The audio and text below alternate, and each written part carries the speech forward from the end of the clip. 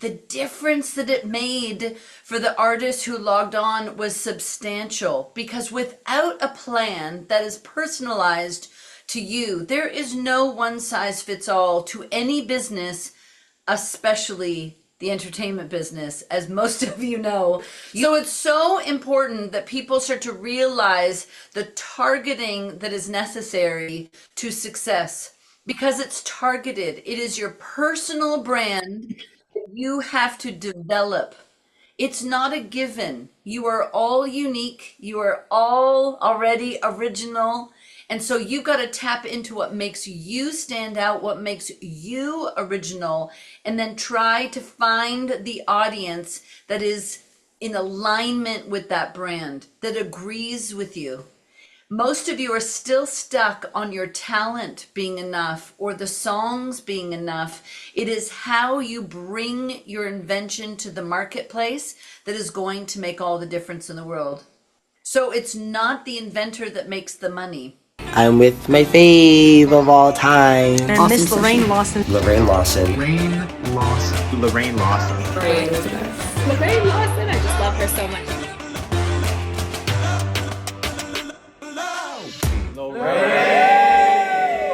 We are here for day one of Make a Plan That Works. So this is our second time running this program, because I realized when we ran it at the beginning of January, the difference that it made for the artists who logged on was substantial, because without a plan that is personalized to you, there is no one size fits all to any business, especially the entertainment business, as most of you know.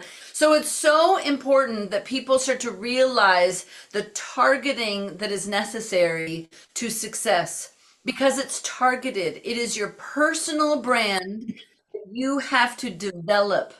It's not a given. You are all unique. You are all already original. And so you've got to tap into what makes you stand out, what makes you original, and then try to find the audience that is in alignment with that brand, that agrees with you. Most of you are still stuck on your talent being enough or the songs being enough. It is how you bring your invention to the marketplace that is going to make all the difference in the world. So it's not the inventor that makes the money. Okay, you guys all appreciate that. I think most of you have heard me say that before. The inventor very rarely, if ever, makes the money. It's the person who brings it to market that makes money. You have to be both. You have to be the inventor, the creator, the problem solver, the person who's answering your ideal audience's needs and wants. You're creating something that is in alignment to their needs and wants. They develop a personal relationship with you at such a high level that they want to befriend you, follow you, show up to your shows, pay for VIP tickets, buy your merchandise, right? Like the list of things that you need to really get in alignment is massive. And today we're going to get a little bit more focused on what that looks like. Okay. So great to see some new faces. Stay off camera. I want to see you. I want to see you. I want to see you. So nice, Aleem, to have you here. Come off camera if you're able. Melissa, I know. Rafaela, so great to have you here too. So let's just ask. I mean, Jasmine, you logged on first. What does a plan even mean to you? What does it mean to you? I think it's like really important because like everything you do just kind of comes back to your plan, like the original plan that you have. And if you don't know what that is, it basically means that whatever you're doing, it can't be really connected. So let me ask you, what is it that you want? What is the vision? Like I mean, for doing music overall. Yeah. Well, my vision is to be able to like create music that kind of is close to the people that I want to connect with. Maybe like people who had the same experiences or like, targeting people that kind of went through the same stuff that I did and And I really want to become that voice for them that, yeah, like we get it, like we understand that.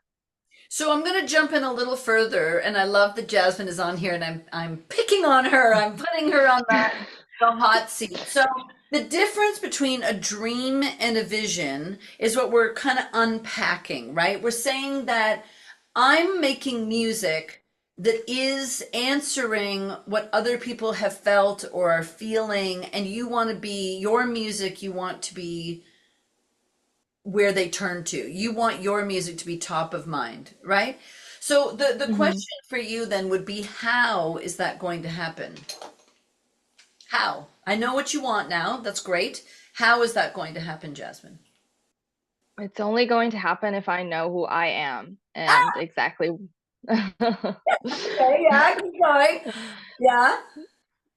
So if I don't know myself, I can't find people that are kind of like me or like, are going through the same things.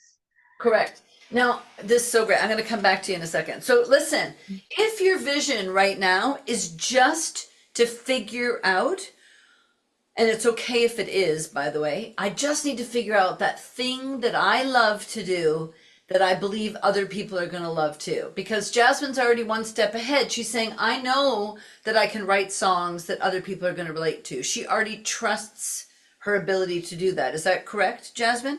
And how many people would be in alignment with that? Like, you know what you're creating is good.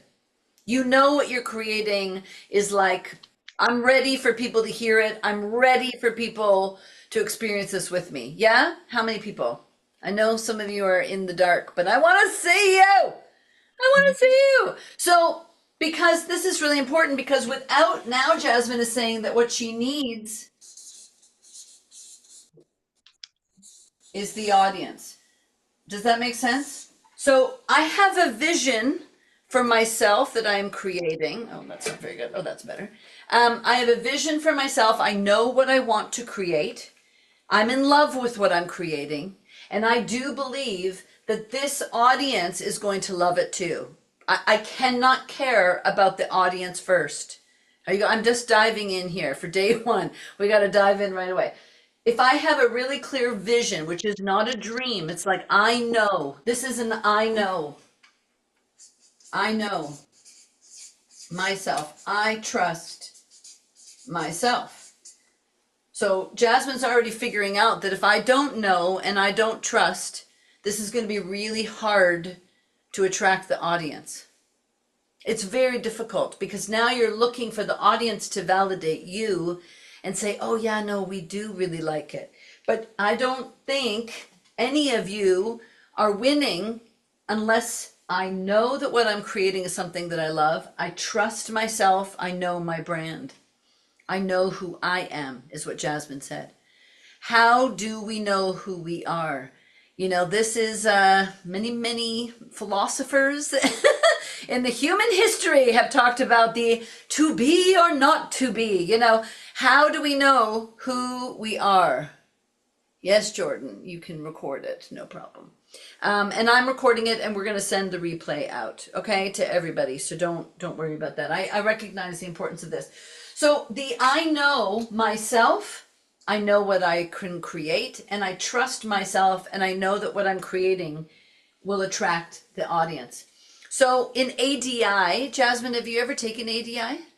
You did. Yes, I did it in 2023, I think. Yeah. Okay, so what were the adjectives that you created?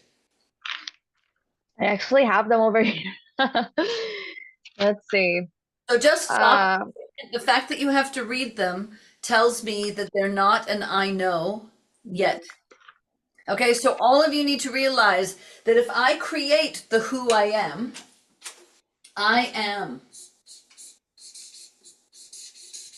Okay, I am. This is without hesitation, without doubt.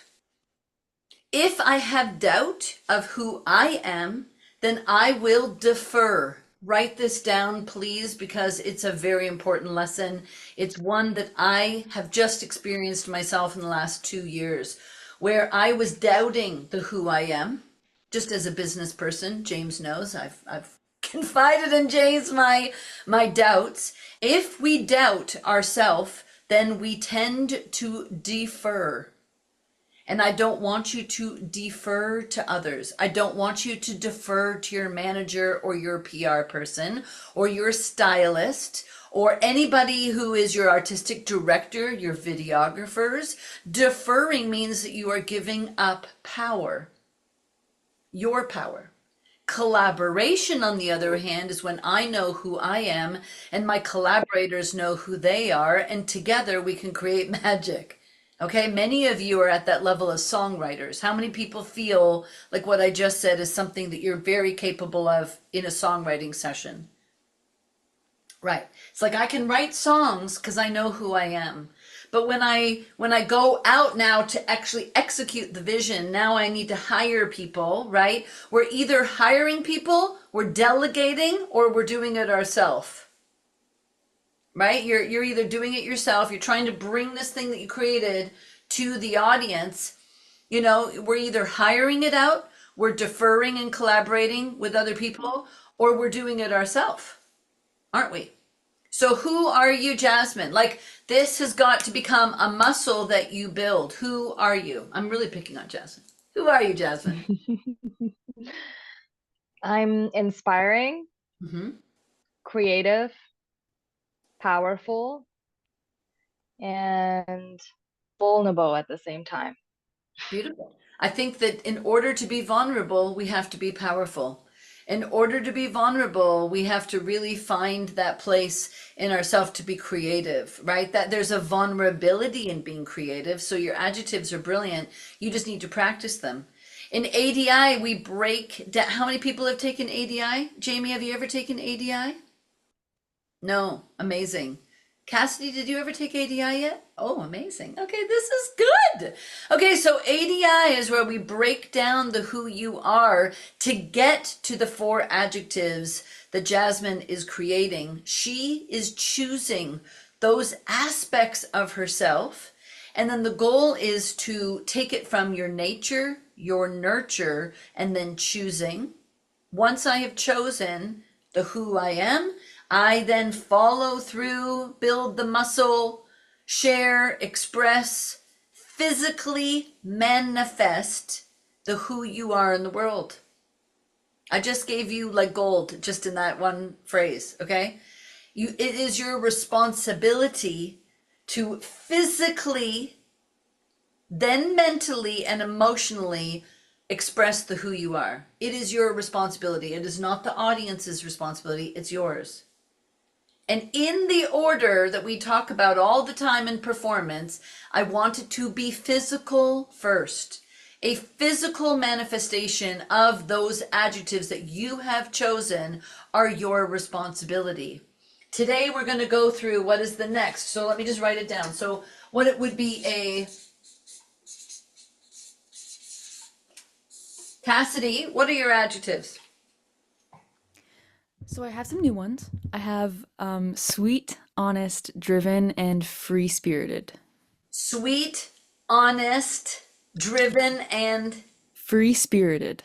spirited. Okay. How would you physically manifest that? I think that manifests in my stage presence. So I want to kind of like be freeing. A person that comes to mind is Maggie Rogers. Like I've been watching a lot of her live shows and she's just very like fluid and intuitive with how she moves. And that's kind of what I'm striving for. So that's one way. Okay, Another so, way, so physical movement on stage. What about your clothing? Your yeah, clothing, like very, I don't know, maybe like loose fitted stuff, like some flowy sort of designs. Um, yeah, I actually, that's exactly what I imagined myself wearing, something flowy. what about Um, colors? Green. Green is my color. Amazing. So are you starting to see that these conversations need to happen behind the wall? I like to say it.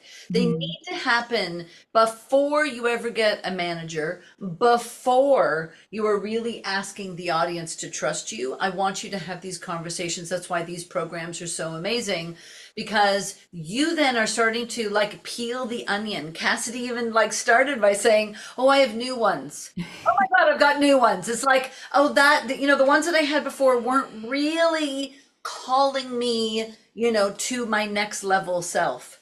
I'm going to tell you something that I just had an epiphany about, because we're going to Coke Studios in LA, and I am bringing in an artist that I have coached on and off, but from the beginning of her career through the height of her career, performing at Coachella with Flume, billions of streams at this point, as an artist named 𝐿𝐲, so K-A-I. And I was thinking about, like, what is it? Why do people change their name? Why do some people change their artist name? And obviously I've been talking about in ADI, we talk about the who you are and trying to bring the person that is off stage and on stage, like, right, Cassidy, that's what you're trying to peel, is like, get it more in alignment. Because when the gap is too wide between the person that is on stage and the person that is off stage, what ends up happening is a few things. Number one, drugs and alcohol become a massive coping mechanism to transform into the person on the stage. Okay, and we've seen this throughout history. This is often why people like an Amy Winehouse or anybody, you know, tends to unravel or not quite gain the self-confidence in the I am. In fact, some people who really don't do this work also tend to blow up even with their name, but they don't really believe who the audience is telling them they are. They haven't done the work. So all of a sudden, Shawn Mendes would be a great example of this. All of a sudden, the audience is relating to him as somebody he is not yet comfortable with. And what did he do? He took time off. I don't want you guys to take time off. I want you to know who you are, really start asking the big questions so that you can create a vision and a future for yourself and actually make money. You can make money if this is really clear. If this is really clear, the equals would be money. You know, the equals is a lifetime of a career, you know, that's 20 years, 30 years, however long you want to do it. But this was my epiphany in explaining this to someone, is that I believe that people change their name for two reasons. I'm not saying that you need to change your name, but just think about what I'm about to say, even for yourself. Okay, honoring Cassidy Taylor as a name. Now, I am those four things. I'm either trying to hide who I was in the past, or I'm trying to call myself into my future. 𝐿𝐲 is going to talk to us in LA, for sure was hiding who she was in the past. She didn't want people to know who she was. Do you understand? Lady Gaga changed her name to call herself to the future, her vision of herself. And she knew that as Stefania, she wouldn't be able to do that. So she created an alter ego that called her into the future. Today, I want you all to walk away from today, walking into ADI on Wednesday with a very clear vision that that is what you must accomplish by the end of March. You must know who you are at such an intimate level, at such a profound level, that you are calling yourself into the future you want to create. You have to shed and let go of the person that is holding you back. If you don't, I don't care even how big your vision is, this is now overcompensating.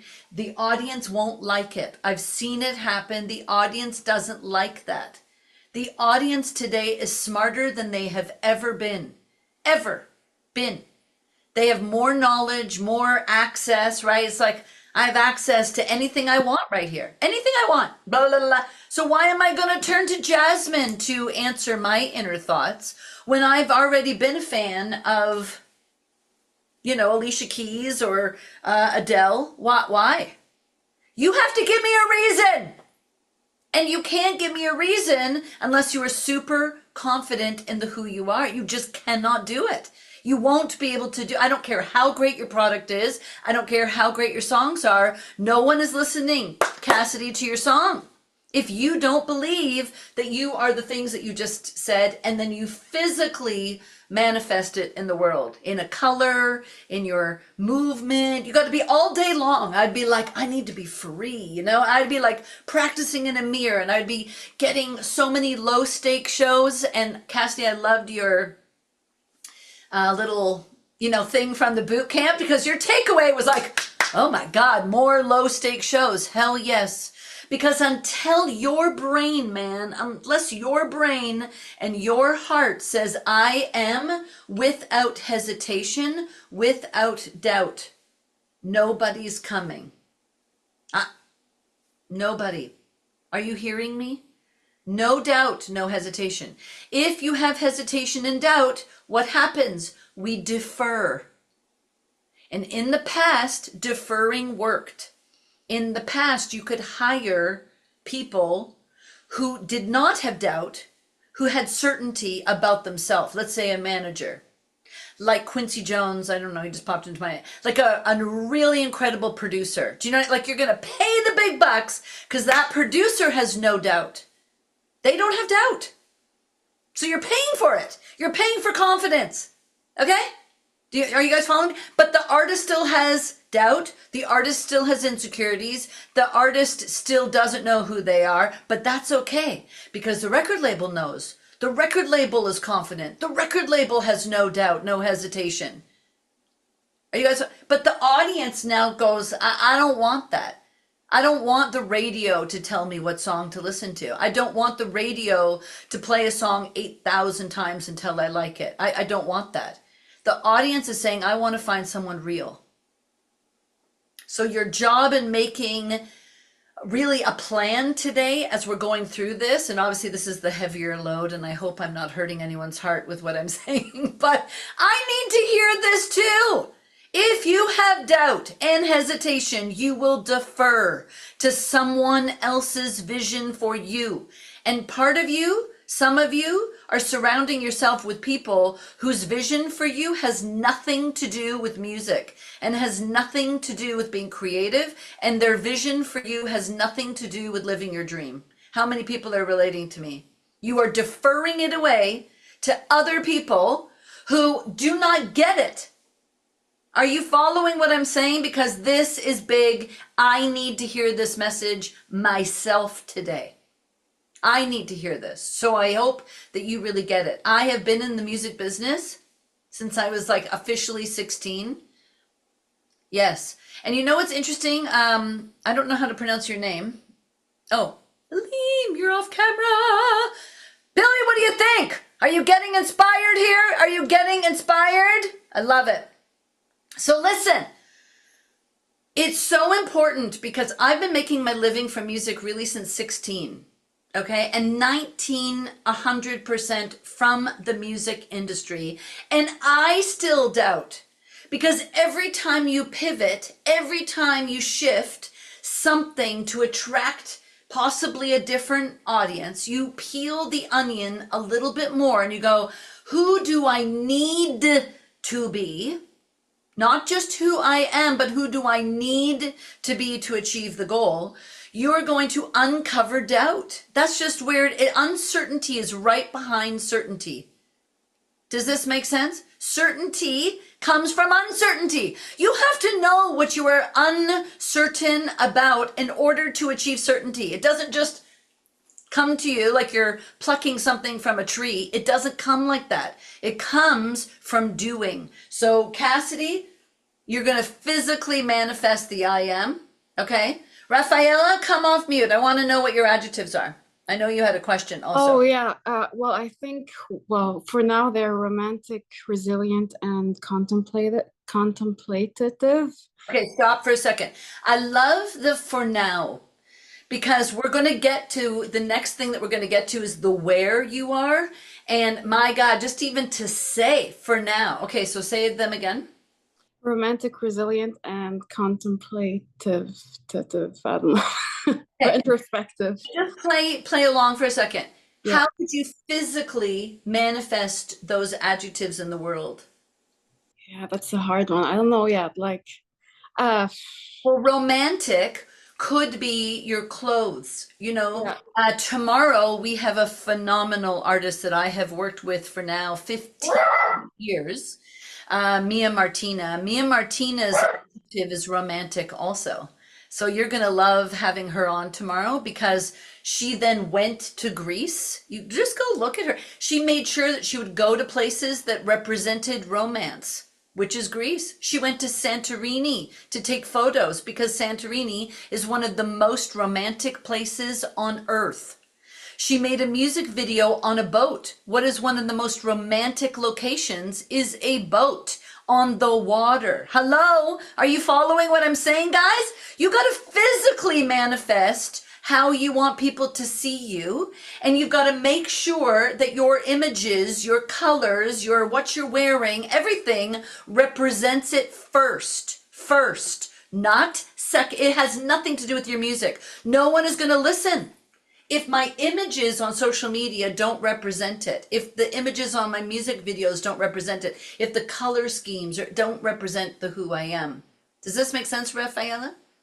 Okay, I know you have a dog there, but the next thing that I'm going to say, and we're going to keep doing this. I mean, this is like over 4 weeks of ADI, we're going to dive into this more because part of the who you are is also your story, right? I've got to figure out my story. And so I'm going to call it my mental manifestation of the I am. And the mental is your message.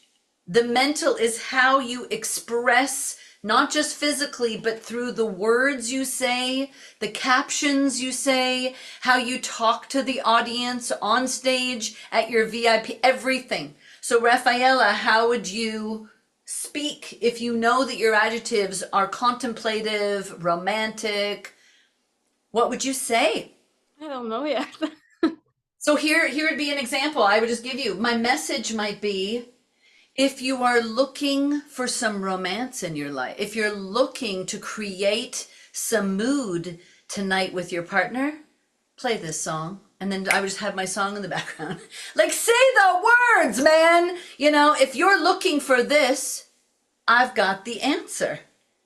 Okay, if you're looking for just getting a little more inside your head, my song is going to do it. Like, just listen to my song. So you are through a message. So I'm saying it's mental. And the reason why I'm saying that, would be your message. And this, as we just said, is like colors, creative. Okay. Are you guys following? Just because you can write notes. And again, we're going to go a little more deeper at this into ADI. So who else? Did you have a question though? Did I answer your question, Rafaela? No. I had another question. So because you were talking about deferring and about feedback. So for example, like I got first versions of one of the songs I did. And like I was showing it to my partner and like to his son. And so they both had very like vocal feedback about, for example, the harmonies. They're like too loud, like they're kind of, we want to hear like your voice standing out all by itself. And so like, and I really liked the harmonies, like for example, and they just kept like piling these stuff up. And at the end I was like, oh, like, I don't know, like, okay, should I ask like, to reduce the harmonies? I'm going to stop you. Okay. So I'll use it from where we are, what's happening right now. Is you haven't isolated Melissa, are you hearing what Rafaela just went through? Because it's exactly what you've gone through and so many artists have gone through. If you haven't identified who your audience is and you're asking for feedback from the wrong people, you're going to get the wrong feedback. Okay, what are you guys doing? What are you doing? Please do not ask for feedback from people who are not your audience. They're just not your audience. So of course, the feedback is going to be just different because of what I said earlier, that their vision for you, your partner and your partner's son, their vision for you is not the same as your vision. Their vision for you is not the same vision. The wrong thing, obviously, yes. Yes, is the wrong thing. But it's so honest, right? If I have doubt of any kind, if I am not certain about what I am doing, who I am. Okay, here are the 4 questions Write these down. Those of you who have not been in my programs before, you really need to know. This is like a formula, who you are. You need to know how to express what you do, what you love to do without doubt or hesitation. You need to know why you want to do it. Rafaela, you have to know why you want to do it. The why, the way you talk then when you share your music with people will be like unbelievable, because you will have practiced with me, because you just started with me, right? You're going to practice your messaging. You're going to practice because your why you even want the feedback is going to be clear. Does this mean you're not going to want the feedback to be validated? You're going to want feedback from the right people because legitimately you want to hear, you know, maybe some collaboration. At the beginning of this, I said there is a difference between people who are collaborating with you. Okay, very different. I'm in alignment with those people. I'm bringing who I am to the table and they're bringing who they are to the table. Now we get to collaborate. But if I have doubt, I am going to defer. That's just what's going to happen. And you don't want to defer, Rafaela. We need you to rise so that you can physically be the who I am. The fourth thing, though, is you need to know who you want to do this for. Because some of you are still kind of blanketing the audience as anyone, and they're not anyone. They must be yourself. I'm going to get to the audience in a second. I just want to really go through the I am. So your messaging, which would be probably some kind of question, is going to lead to start to attract your ideal audience, just like I just did, Rafaela, for you. It's like I have to ask a question in a way that I am sharing the who I am, okay? And by doing that, you will attract people who are like you. Does that make sense? Okay, the third thing here that I want you to start to think about is the emotion.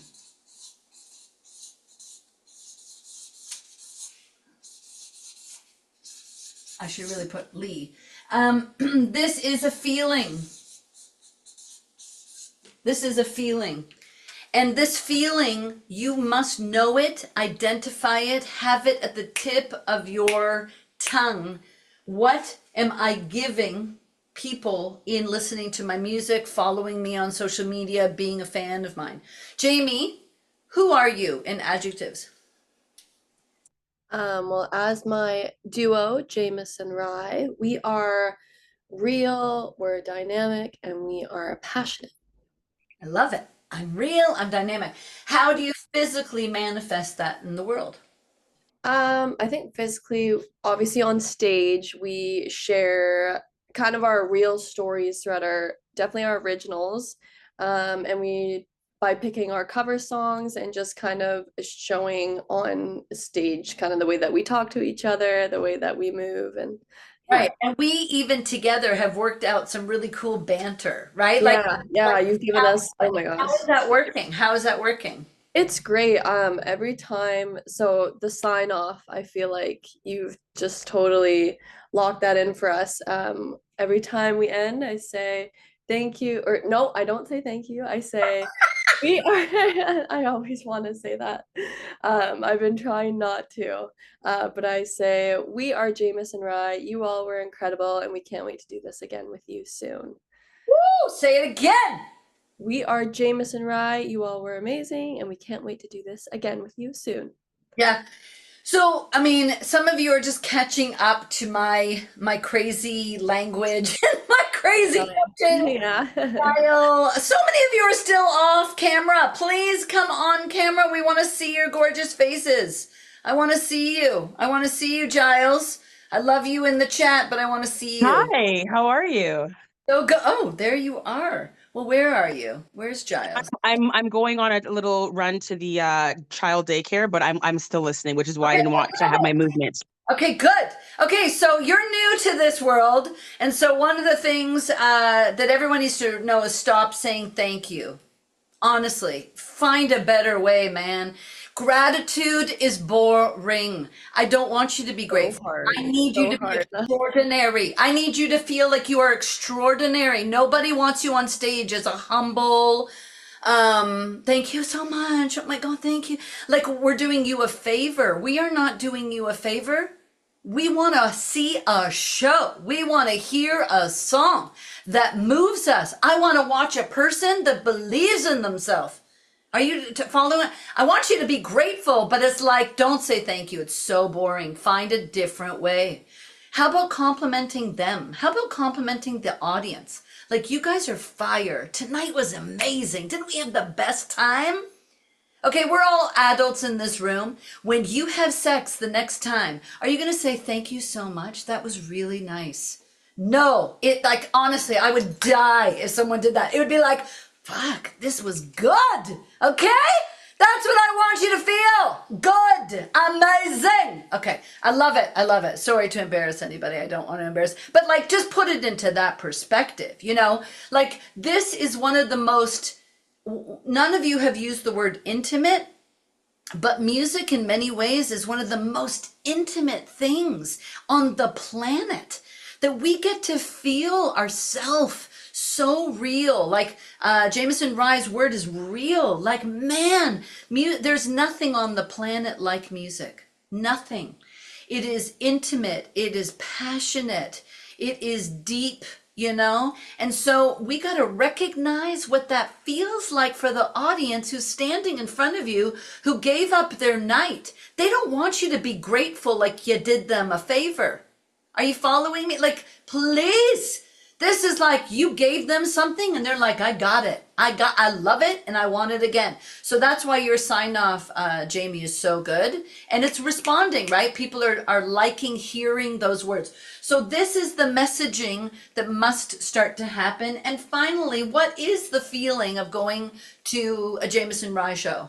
What's the feeling that they get? I think they get the feeling of inspiration. I feel like they feel seen when they listen to our music, and I would say fun. Okay. Okay. So fun, I'm going to say, can we put it to the top? Because people really are looking for fun to go out, right? I don't necessarily need to be inspired. I think that that's something we think people want, but most people don't want to think. Okay. So just like really understand, people are going to a show to be told how to feel. And I'm not sure, I think inspiring people like Jasmine, you want to inspire people. I think you have to earn that. You have to earn, like, just follow me when I say this. I think you have to earn the right to inspire people. Does that make sense? Like, I hope that's not too deep, but I just really want you, like, you've got to earn the right to say, hey, let's cry together. I wrote a song that's going to really, I didn't come to your show for you. I don't know you. Most of you are at a place where I don't know you. Do not ask how they are. How are you? No, we don't do that in society very well either. You know, how you are in society is like just a hi, how are you? But what if someone actually stops you on the street and actually answers? Actually, I'm really not doing great. My hip really hurts, and I don't know, my bank account sucks, and you know, I just lost my dog last week, and then they're like, oh my God, I just was asking and I gotta go somewhere. Like, right? We don't ask that. So don't ask the audience. It puts them in a very uncomfortable situation unless they know you. But most of you, the audience does not know you. So you have to tell them how they should feel at your show, or how they are going to feel listening to your song. Are you following me? Thumbs up? Thumbs up? Okay, so let's talk about, so this is you, and this is your vision. Okay, so your vision is now your plan, which we haven't even kind of gotten to, have we? Because we have to know I am. I have to know how to physically manifest who I am, mentally through my message, how to express who I am, and emotionally, what am I giving? What are they getting? You got it? So how do we make a plan for it? How do we make a plan for it? If this is my vision, or this is my goal, okay? Melissa, what is your vision and goal? What is it? My vision is to create a multimedia company for children. that includes original music, storybooks, and YouTube content. Hello. Like, drop the mic on that. Hello. And Melissa, how long has it taken you to get to that sentence? Many cycles of ADI. Have you taken ADI twice? 3 times. Wow. Okay. So this is going to be your 4th time? Yeah. How cool is that? Yeah. How cool is that? So the formula for filling any gap. Okay. So here we are. This is Melissa's goal, and my God, it's amazing. And I want to get here. Okay. I have to know where I am. Where are you, Melissa? So when I started, I was at the very beginning. I had nothing. Now I've got 5 recorded songs, 30 written. I've been building assets for the last year, so I'm in the process of filming smaller form content and bigger. I've got my first book almost finished, so it's in the process of being colored at the moment. And the last year, I've just like gotten comfortable with what Lorraine has suggested, which is getting forward in social media. So I've gotten I'm working through my own cringe in that regard, and trying to find something that I can speak to adults about so that they want their children to watch my stuff. Because you're building authority in your who you are. Okay. Yeah. So really get Melissa. I mean, my God, Melissa, you're going to be like a spokesperson for LDS at some point. Like, I love it so much. It's so good. Because I cannot possibly achieve this if I don't know where I am. Most of you believe in something called fake it till you make it. And most of you are trying to project either too far ahead of yourself to get here. You are not projecting enough of where you are right now.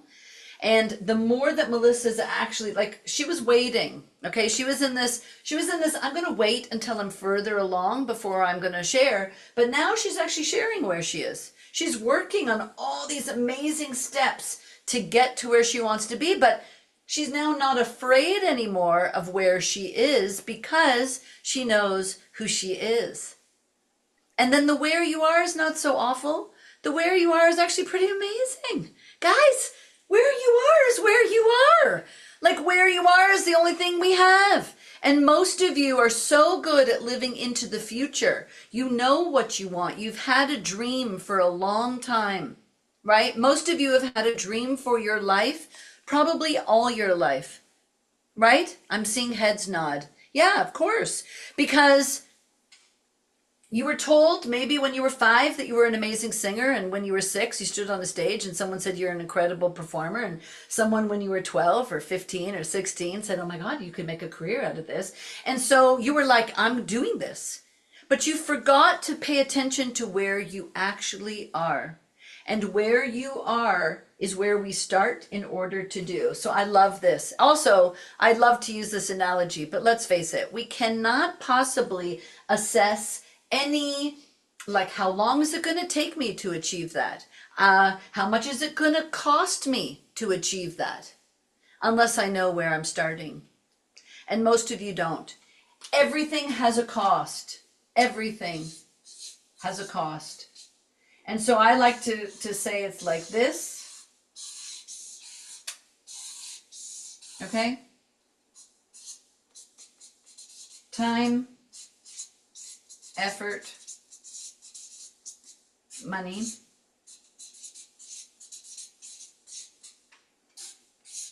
and your feelings about it. Your emotional state. Please write this down somewhere so that you can assess the where you are based on reality and not just how you feel. You have to base it on reality. The reality is how much time can you actually afford to spend on the goal that you have, the vision that you, how much time are you setting aside? How much possible time do you think it's going to take? Okay, some of you have very skewed expectations and you want the where you want to get to, the where you're going, to take you a very short amount of time. Chris Gray, who I'm working with, he's sold out show next week. 7 years He is now Juno nominated. If you watched any of the Grammys, how many EPs did those artists, Doechii and Sabrina Carpenter, how many projects have they put out in the world to get noticed and acknowledged, to get that Grammy? Their Grammy could have been their big vision. That Grammy nom could have been their childhood dream. And it took them, in some cases, 3 to 6 EPs worth of music to get noticed, and how many fans and how many streams, how many measurable results, which really leads to the effort. Truthfully, more effort, less time. Work smarter, not harder. Work smarter, not longer. Most of you are spinning your wheels and you're not really doing anything. Even on social media, which we're going to talk about next. How much money do you have? How much money can you negotiate? I'm going to put money here. If you notice, it's a little bit higher than time and effort, because it does take a financial investment. And unless you can negotiate with somebody, and how do I negotiate? Is with my time and my effort. Okay, so I can negotiate with the producer, but I have to negotiate with time. It's going to take less time because I'm so sure of what I'm doing. I'm so confident in who I am. I can express my vision for how I want the music to sound. So I now can negotiate a lesser price. Are you guys following what I'm saying? So time is a massive negotiator. I want to do 3 songs over the next 2 months. Can I pay upfront for the 3? Can we lower the price? You know what I mean? So if we know that you can do more songs for less time, you can negotiate. If the effort is too high, the effort with the producer and the effort with you, the price just went up. Sorry. If you're a nitpicker, if you send, Billy, who's on here, who's a great producer, and you guys can make custom beats with him anytime you want, because he's going to sell that to you guys tomorrow. But listen, his price goes up if that time and the effort is too long.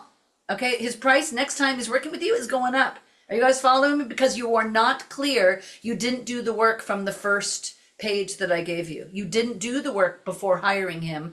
Do not do that. Do not hire or defer unless you know who you are, and unless you know that you can express your vision like Melissa just did, effortlessly. No doubt, no hesitation. Write it down somewhere so you remember. If your vision doesn't fall out of your mouth with less like blah, blah, blah, like just no hesitation, no doubt. Are you following? Unless that's happening, do not hire. Do not ask someone to help you. Just don't. Just wait. Like just do more of this. We're going to get there. ADI, we're going to get there. By the end of the month in ADI, we're going to get there, everybody. We are going to be able to express ourselves. And those of you in VIP and in the mentorship program, you're going to get to pitch yourself to a manager on March the 27th. Okay, so we are working on how to pitch yourself, how to share the vision, exactly like Melissa just did. Boom. And even Billy was like, drop the mic. Like, we need people to go, what? Like, drop the mic. Oh my God. I said this in our performance boot camp, and I'm going to, please someone write this down for yourself. What you really want when you are emerging is you need people to go, who the fuck is that? Period. Like, that's the only sentence that you want, right? Jamie, like when you perform, what you really want is for people to go, who are they? Who is that?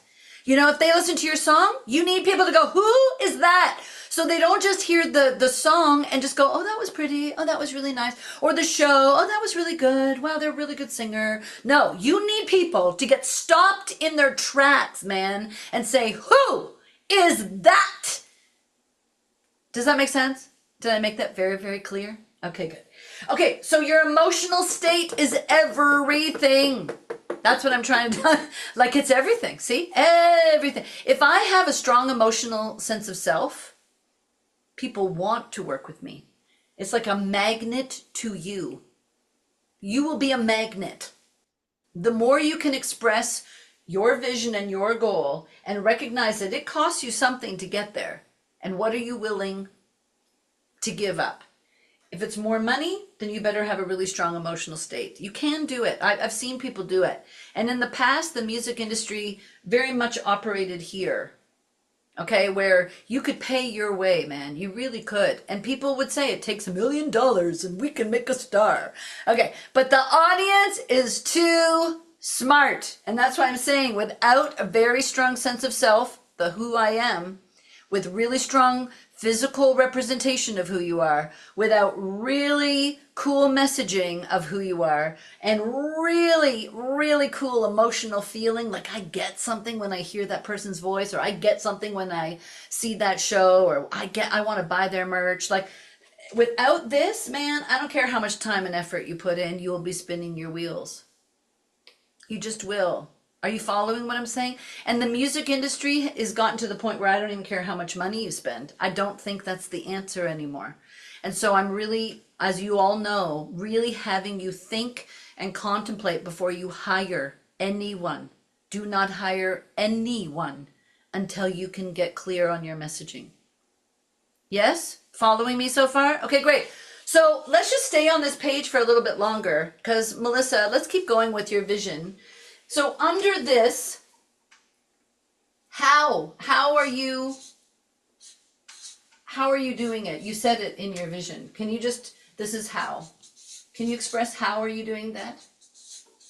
Can you, sorry, can you be just slightly more specific with the question? So your vision is ultimately to be this content creator for children's things. And you did say it in your big sentence. I just want to break it down. At the end, one of your hows was to attract parents because through the parents, the children are going to follow.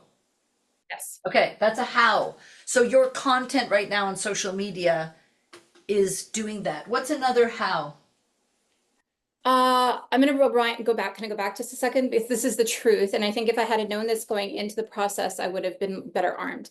Is that like, it was hard for me to admit where I was because I wanted to be further along. So that was like, I spent a lot of time sort of agonizing in that space of like, oh, I wish I was here. But I think when I got really clear with like, actually I'm at the beginning, and the beginning is kind of a beautiful place to be. Like people fall in love with the beginning, then it got easier to share my content. And so Lorraine always coaches us to be one-on-one. So like when you're trying to attract your audience, you really start with speaking to yourself. And so my messaging in social media lately has been make your art, we need you. And that's my message to myself, like every day, like do your stuff, you need you. I need you to do this. So do that every day. And that's speaking to people. And ultimately, like as a children's content creator, I was a sad kid. I would love to help kids not feel sad. And so I try to build a world that really fosters an idea of self-love, self-appreciation, self-care, and fun. And so I think that's, if I were to say like how, that's how I've been most comfortable and successful in doing this, is just admitting to myself I'm at the beginning, letting that be a beautiful place, talking to myself when I'm making my content, and then just showing little sips of what I'm doing. Like, so proud of you. Oh, what are you? What's that? Camera. Put it closer to the camera. Oh, it's just a little pig. Oh my God, so cute. Oh Yeah. my God. Yeah. So like that's sort of, that's what I've been doing. And that feels great. And it's stacking. So like, it's stacking. Like I had someone I didn't really know who's been following me on social media tell me that what I've been saying really touched and changed something in his heart. And I didn't even, like, I'm not speaking to, 40-year-old men, but he was touched by it. So I don't know that anyway, I don't mean to talk too much, but that's sort of. No. This is so good. It's so good. Oh my God. It's so good. 𝐋𝐨𝐫𝐫𝐚𝐢𝐧𝐞'𝐬. I don't know how to pronounce it. 𝐋𝐨𝐫𝐶𝐞'𝐬. Hi, Can you pronounce your name so I get it right? it's Sakako. 𝐿. Are you Japanese by any chance? Yes, I'm half Japanese. Watashi wa Lorraine desu. Watashi wa. Hajimemashite. Arisaru. And then, so actually, my government name is Alyssa, and it was interesting what you were saying about like what your name is to you. And I think Sakako for me is definitely something I've projected and yeah, tried to embody. But then it's interesting because this year I felt more of a want to share my actual name. So I think that's a part of me who wants to like connect with my authenticity, like just be authentic, right? Yeah. So yeah, it's Here's the thing. interesting. Your name is your name. The authenticity behind it is something you can choose. You know, it's like I think Lady Gaga is extremely authentic, Mm-hmm. but yet that's not her name. So everything that you guys are doing, just even your adjectives, no one really needs to know what they are. But when you know what they are, you make better choices. Mm-hmm. The end of ADI, we are going to declare like a sentence that we're going to create. You're going to see what that's like. And when you really know, like I can speak something with clarity, with real clarity, that's authenticity. In fact, I'll just give it to you today. I mean, I used to struggle with what is authentic. Okay. And what does that even mean? Because first of all, you are original. There is no other you. There is no other you on the planet, guys. You are already unique.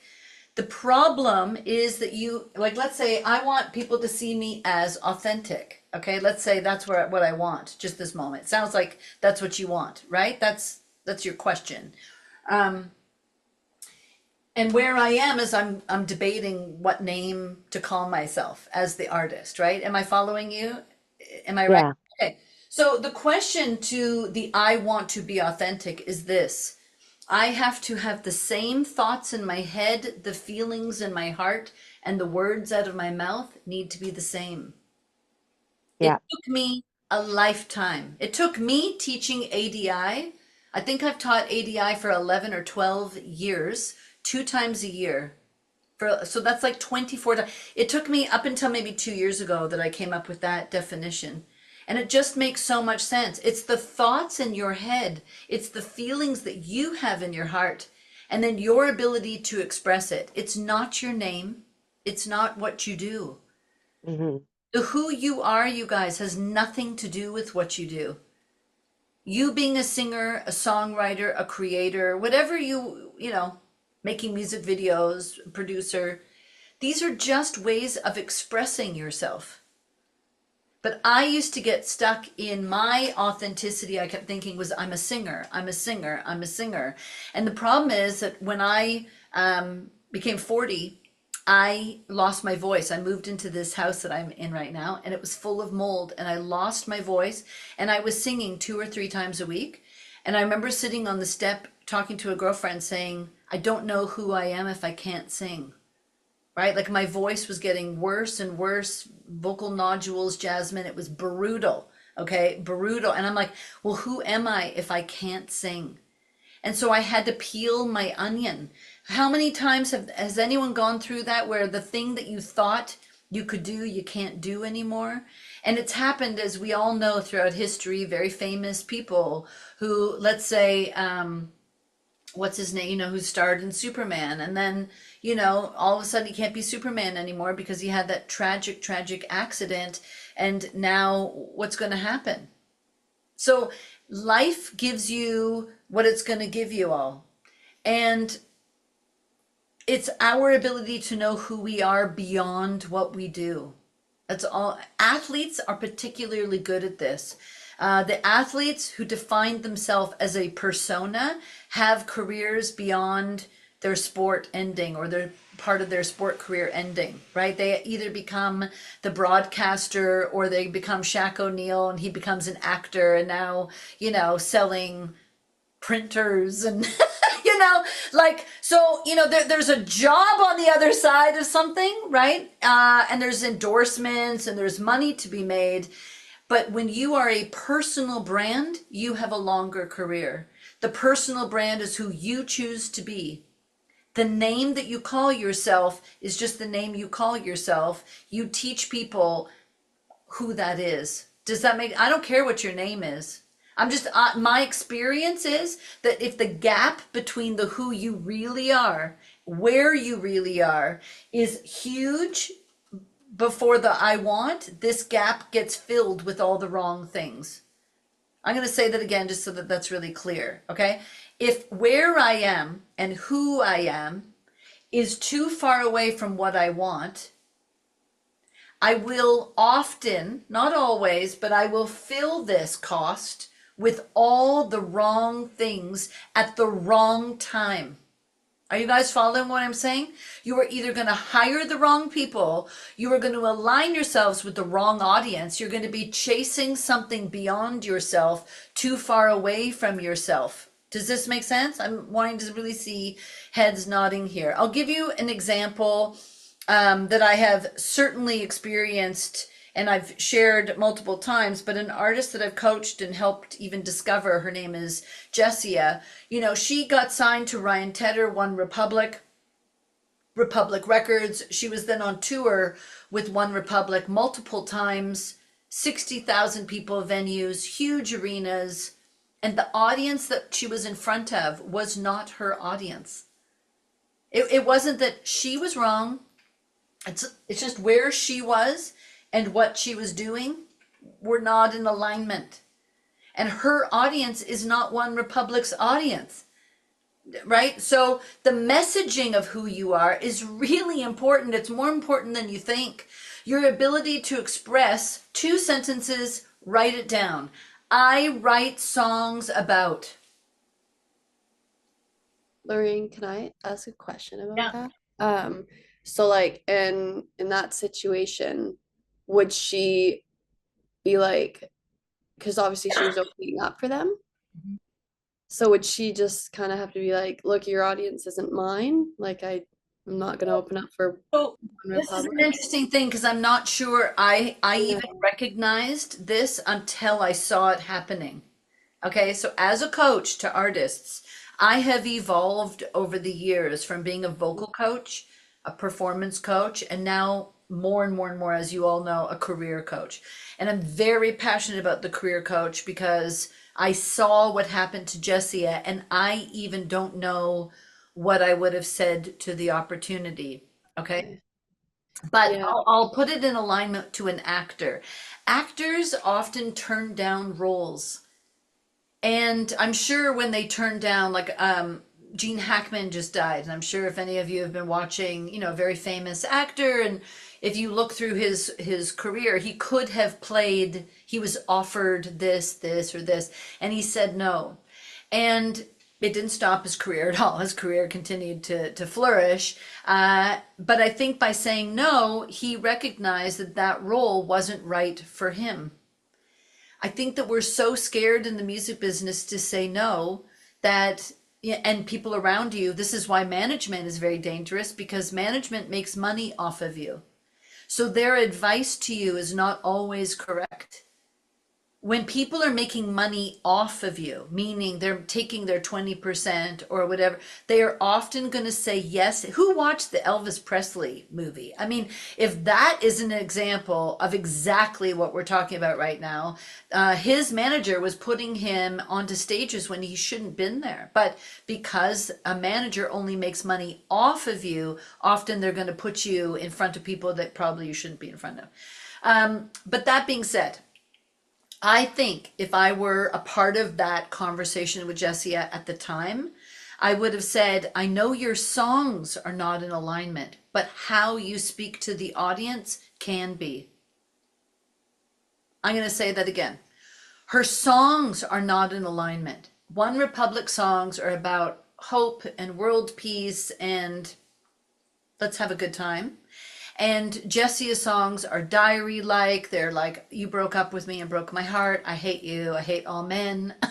You know, very personal. But I think you could probably get away with just making sure that you know you're speaking to who you're speaking to. Does that make sense? So instead of just speaking, okay, I better do this because otherwise you guys, some of you are new and I think I need to do this. You guys, some of you know this wheel.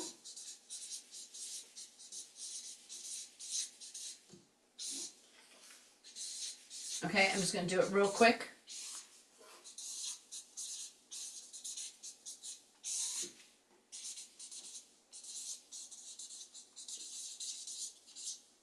Sorry, my thing. Okay. So on this wheel, I always say that I'm inspired to write songs. I'm inspired to have a career. I'm inspired by where I want to go. Okay, you guys are following. And I start to try things. Melissa is exactly kind of right around here, aren't you? In that, it's like, oh, I'm trying, and oh, and then I notice, oh, I'm kind of good at this, and people are going to give you some good feedback here, and some little wins are going to start to happen. Okay, so we're looking for some wins. Okay, very important, wins. Please, some of you are getting caught on this and you forget to acknowledge the wins. So, you know, oh my God, people are saying they like my post, or people are liking my song. Okay, good. And now I'm good. How do I get great? Is I'm going to do a lot. Okay, and we're going to have more wins. By doing all those 𝐋𝐨𝐫𝐫𝐚𝐢𝐧𝐞'𝐬 low stake shows, you are going to get great because you're doing a lot and you're going to acknowledge the wins. You're going to notice the wins are going to improve, they're going to increase. Okay, this is the tough part. On this side, please do not care about the audience at all. Like zero. Do not care. I do not care. I am just trying stuff out. I'm noticing I'm good at it. It makes me feel good. I'm getting into that emotional state. I'm trying on who I am, and I'm noticing if the audience is digging it, and I'm noticing myself if I dig it even, like, ooh, you know, oh my God, I am great at this. Now we want to make money here. We want to start, you know, to become excellent. This is when I have to start attracting the audience. I have to be able to, and look at it's an uphill battle. This is not easy. And this is where messaging, all that physical, I'm going to talk about, you know, I'll write it down here. Also physical, the messaging, and then the emotional state.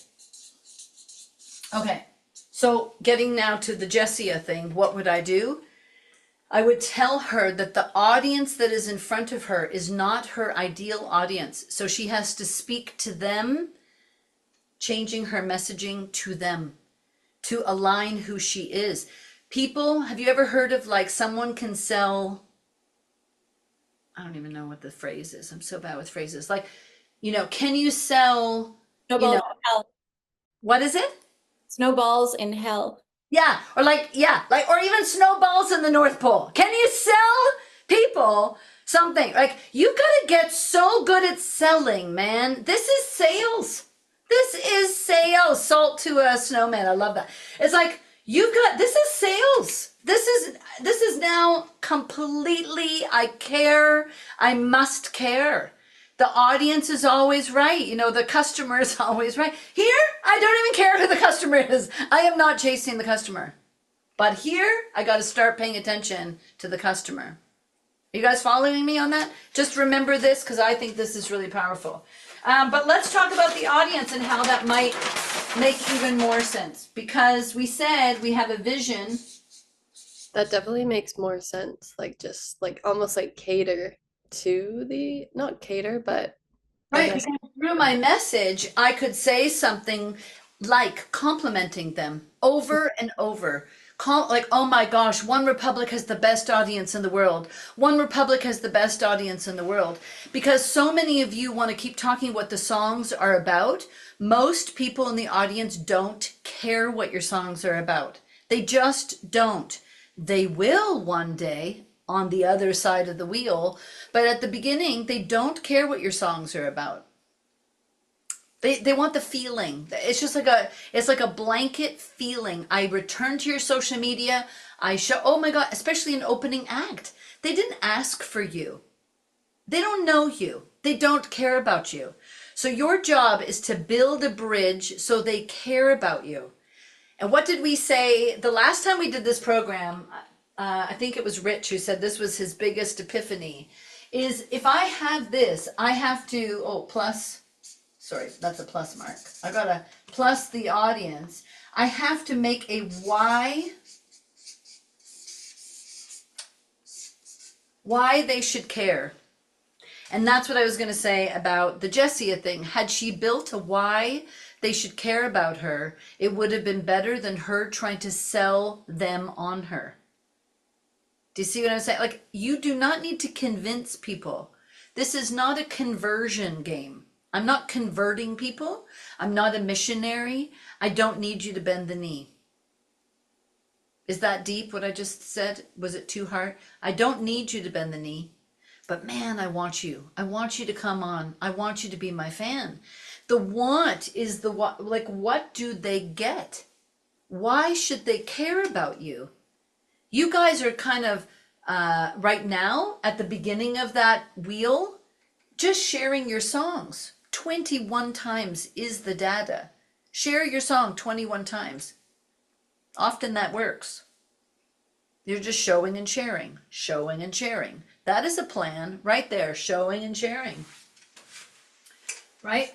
Show and share. But when I start to notice that this audience is paying attention, I need to connect with them. And I wish that, again, I had this knowledge when I was an artist. I wish I had this breakdown coaching Jessia, but I didn't. I didn't have the words myself. First, I have to show and share who I am. She stayed here. She's still here. But man, when you can connect, and you can connect to anyone, that's how you become Oprah Winfrey. Do you know what I'm saying? That's how you become Ed Sheeran. I mean, at some point, the connecting and engaging, you'll see people know how to connect to anything. That's how you can cross genre. For those of you who are stuck on genre, you can cross genre if you learn how to connect and engage with people in such a profound way with a message that you can go from, look at Post Malone, look at Beyonce. Genre doesn't matter. It just doesn't, because they're so clear on who they are. When they're connecting, people will do anything they want. Like, they can go in this direction and people will follow. Do you see what I'm saying? It's like the Pied Piper. Seriously, right? It's like the Pied Piper is going. People will just follow because the Pied Piper is so interesting. That's how much you have to know yourself and to know your audience. You have to know how to talk to them in a way that helps them be seen. Jamie, wasn't that one of your things that you want the audience to get, is that they get to be seen? Yeah, so they feel amazing.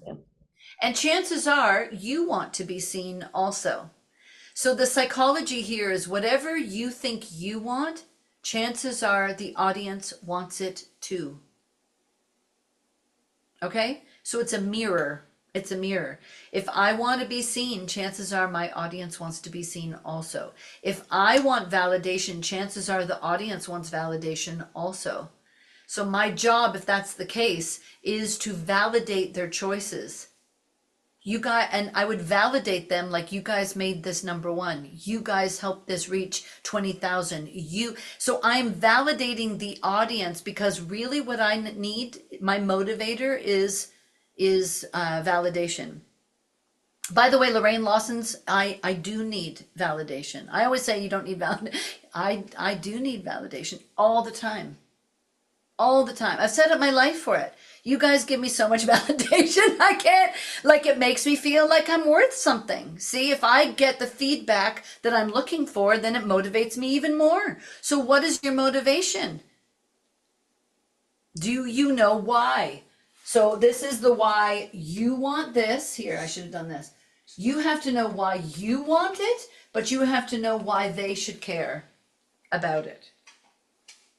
If you're on the other side of the circle, you know, if you're already starting to monetize, you want to sell out shows. What is the third thing? You better start celebrating. Some of you, I call it celebrate and reward.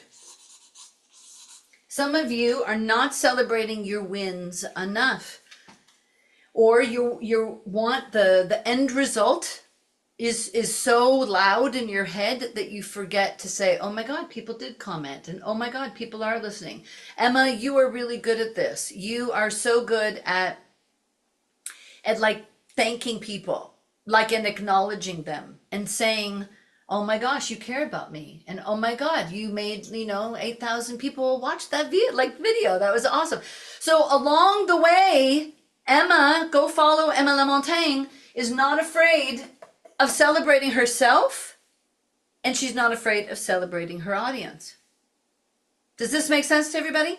I got to show and share who I am. Well, you better start showing and sharing who the audience is. They want to be seen. I need to connect and engage with them. Yes. Are you connected?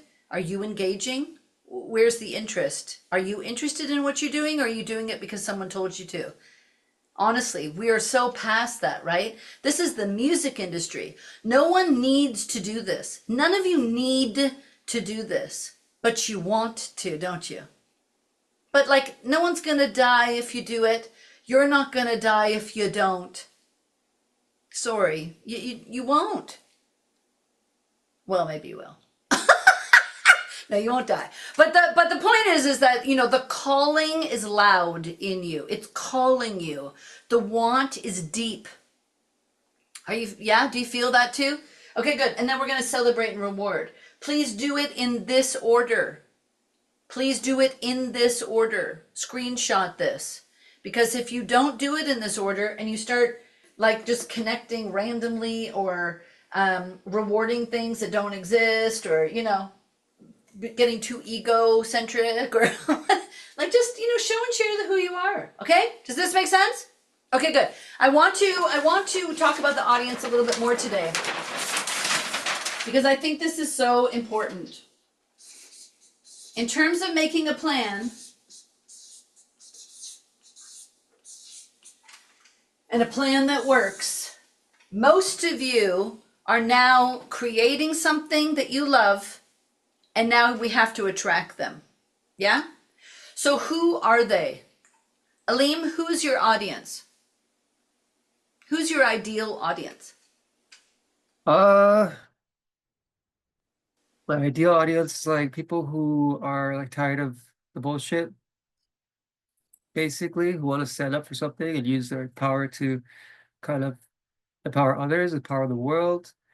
My music's like revolutionary in a way. It speaks out against things that are happening within us and outside.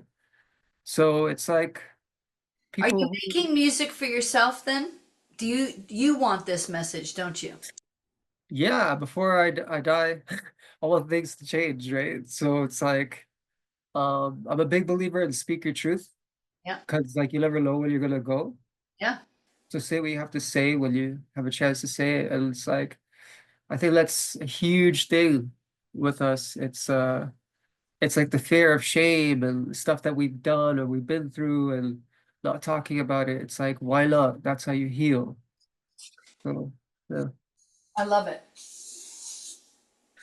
And you just shared something so important because on our first page today, we talked about having a message. Aleem has a message. And so as he is expressing his message about why he is making music, he will attract himself. He will attract others like a mirror to him. He will attract people who share his message. So your messaging is really, really important. Some of you can use your image, your physical manifestation as your message. Like we were saying for Rafaela, to use romantic images to sell romance. You don't have to use the words. I think for Aleem, the words are important, right? The message is important, I think. So you're selling your message and you're attracting yourself. What happens when you get really good at this and you follow the formula from before is that these people will tell more people, right? You're creating a movement. And even though your movement is different than some people's here, like James is creating a movement. James is creating a movement also. And so this then becomes the many. Sometimes you're trying to attract the many too soon.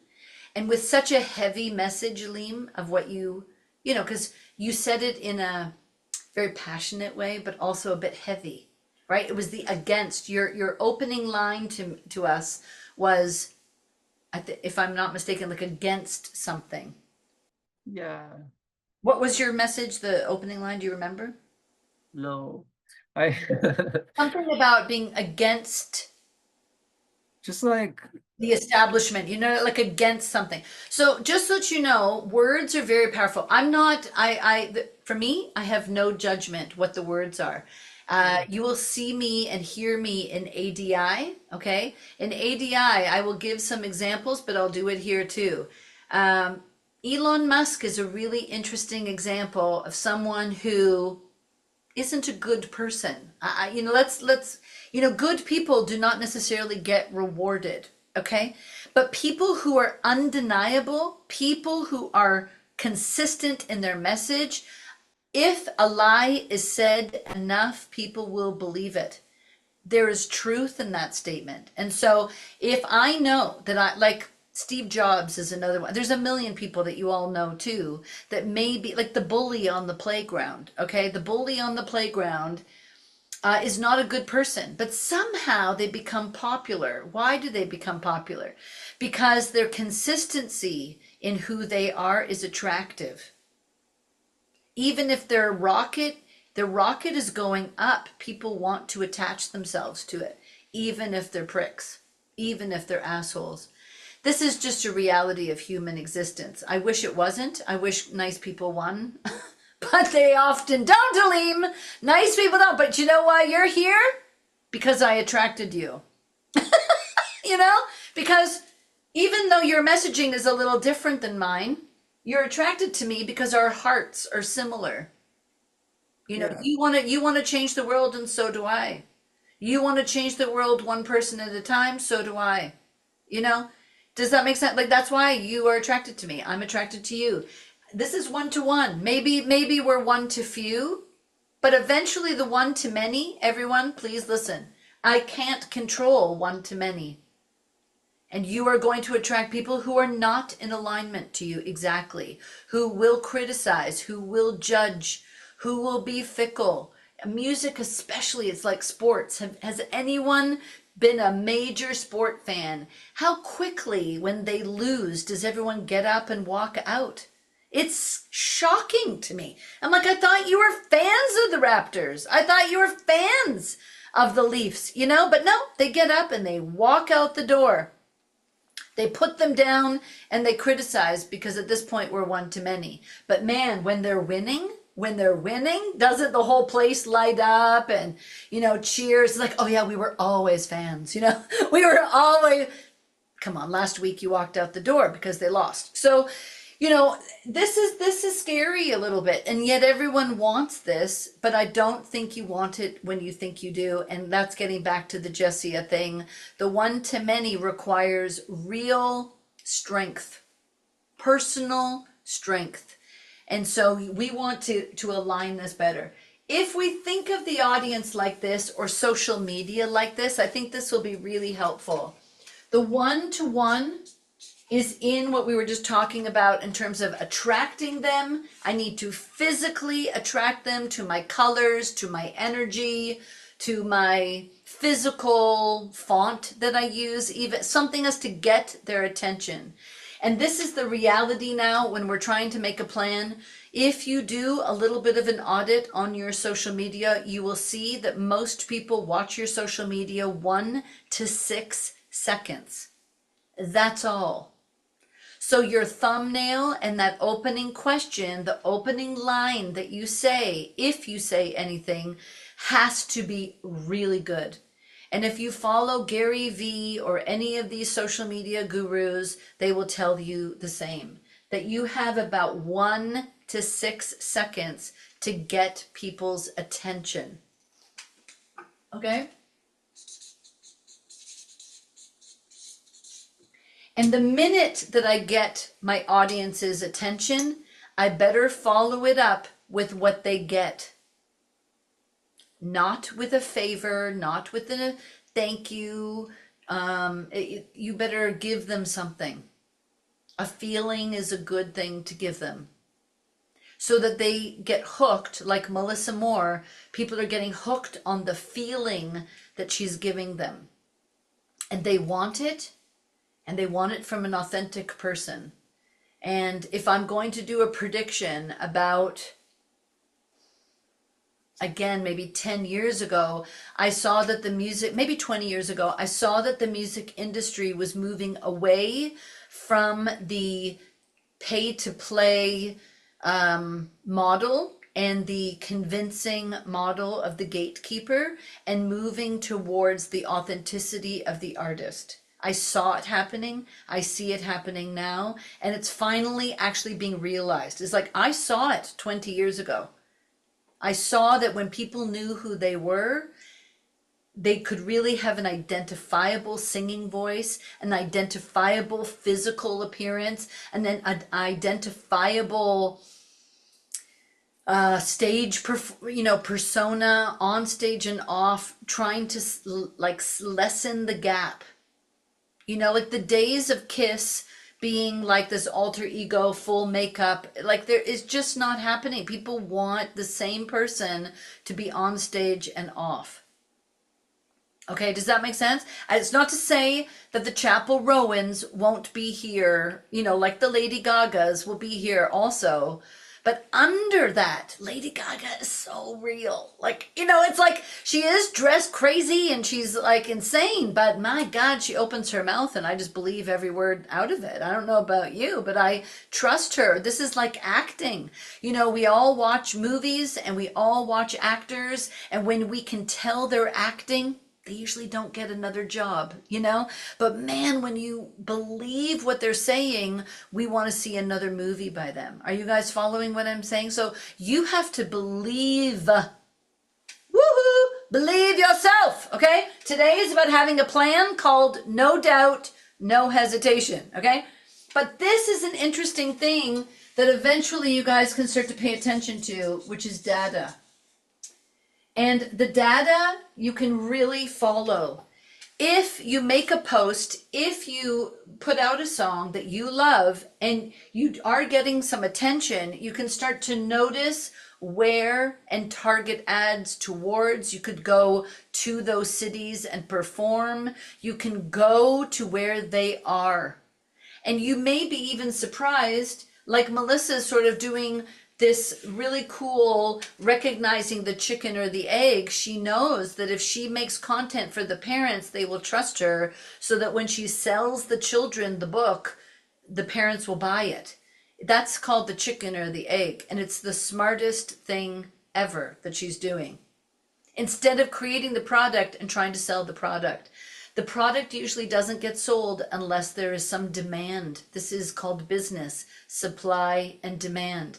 If there is no demand and you haven't created any demand, then no one's buying. Does this make sense what I just said? It's supply and demand. If you find, like I just said to James today in a meeting, I think my messaging of know who you are isn't working. Because, it worked with you guys. That's why you're here. Knowing who you are is not sexy. Knowing who you are is like work. Ugh, I don't want to know that sounds like work. You know what I mean? People just want, give me the gold record, let me have my Grammy Award. What do you mean I have to know who I am? You know what I'm saying? So I think the message is better just to use the words personal brand. Do you have a strong personal brand? And when you do, who you are can manifest many, many different ways. What you do can manifest many, many different ways. So first, I need to know that I'm attracting myself. Second, I need to follow the data. And here's the other huge thing about making a plan that works. And then I want you guys to take a few minutes and actually do what this exercise that we're going to do. But this is the in. I need you to pay way more attention to what you consume. Because if what you're consuming is not in alignment to your ideal audience, the algorithm is confused. Social media is our second, not first, second best way to attract the audience. The best way in music to attract the audience is to perform. I to this day, if you want a real fan, stand in front of them and sing a song, stand in front of them and change their life. Stand in front of them and tell a story in a really fun way and make them laugh. Get them to sing with you. They will be your fan forever. Get them to put their arms in the air. Get them to take a picture with their friends and post it on your socials. They will remember you. But the second is social media, and social media for the last 25 years, and that's why I noticed it around 20 years ago, and I saw the crumbling almost of the industry over the last 25 years. All of you have been witnessing it. Many of you aren't even 25, so maybe you haven't seen it, but the record label is crumbling, right? The management is crumbling. Artists can do almost everything. PR, artists, you guys are doing your own PR. Even agents, man, artists can book their own shows. You don't need the industry the same way that you did to attract your ideal audience. But social media has this incredible way of connecting people, and it's getting better and better and better. And these music platforms are brilliant, as you all know. So when you upload your song and you say, this is in alignment to this artist and this artist and this artist, well, you're training the algorithm to say, oh, play, pops, vibes after John Legend, like play, you know what I mean? Like, it's just like a perfect segue. So someone's listening to John Legend, next thing you know, the DJ service is going to just, put Pop's vibes in there. It's kind of brilliant. At any rate, what you consume is very important. And so can you use this a little more strategically? This should not be for your personal pleasure anymore. This has to become your business. And what you consume on here is training the algorithm so that your fans can find you also, right? Like, I think I shared with you one time that my daughter took my phone and all of a sudden I saw all these like pimple poppers and makeup tutorials, and I was like, oh my God, then I had to retrain. I had to retrain my algorithm to like, what? Okay, so what you are consuming. So here's the exercise. I want you to write down 20 ways to attract your ideal audience.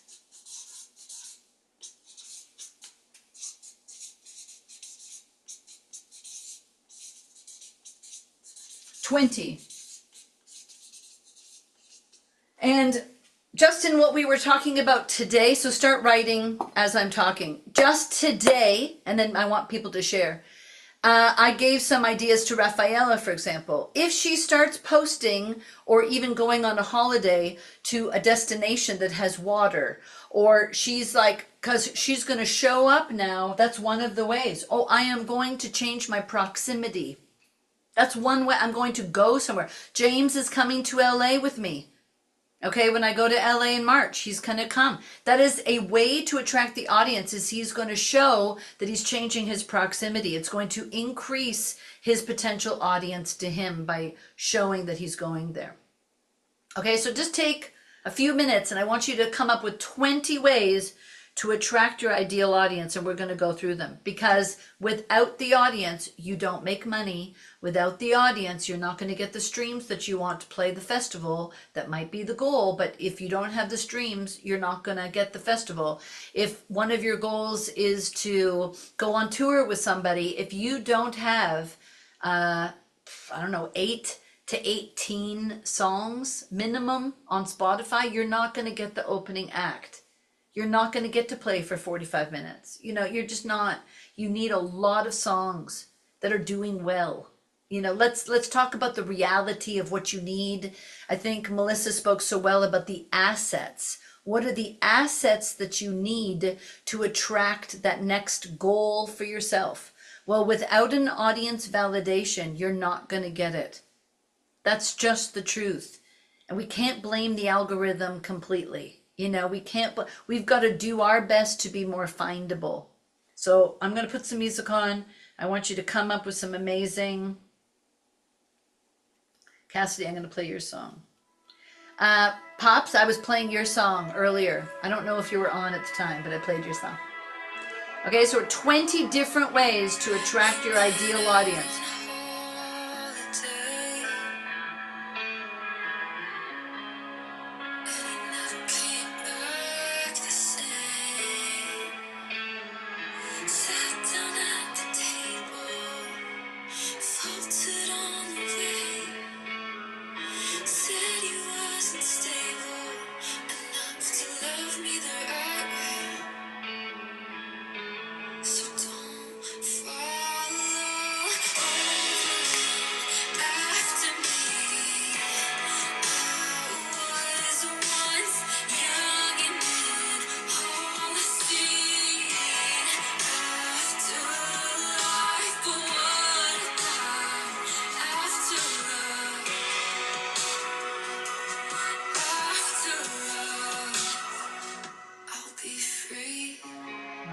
Capacity. What a song. Okay, let me hear from some of you. What's at least one or two ways that you can attract your ideal audience? Pops, here I am mentioning you, so let's go. I actually feel like I struggled a bit with this, but I think a huge way would be just to get to know my core audience. So like more of a personal level. I think James does a really good job with this.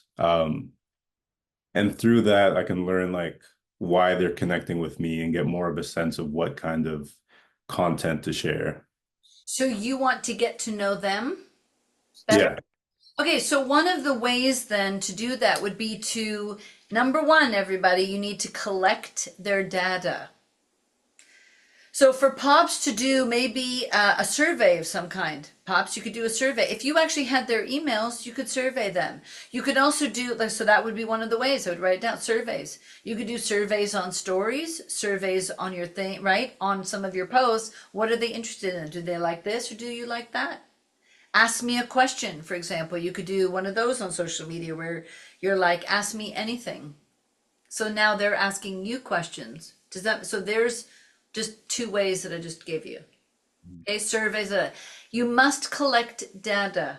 Somehow, some way, you do not own your Instagram or your TikTok. And if you have 1,000, 2,000, 5,000, 10,000, 50,000, a million followers, you better figure out a way of getting their text messages.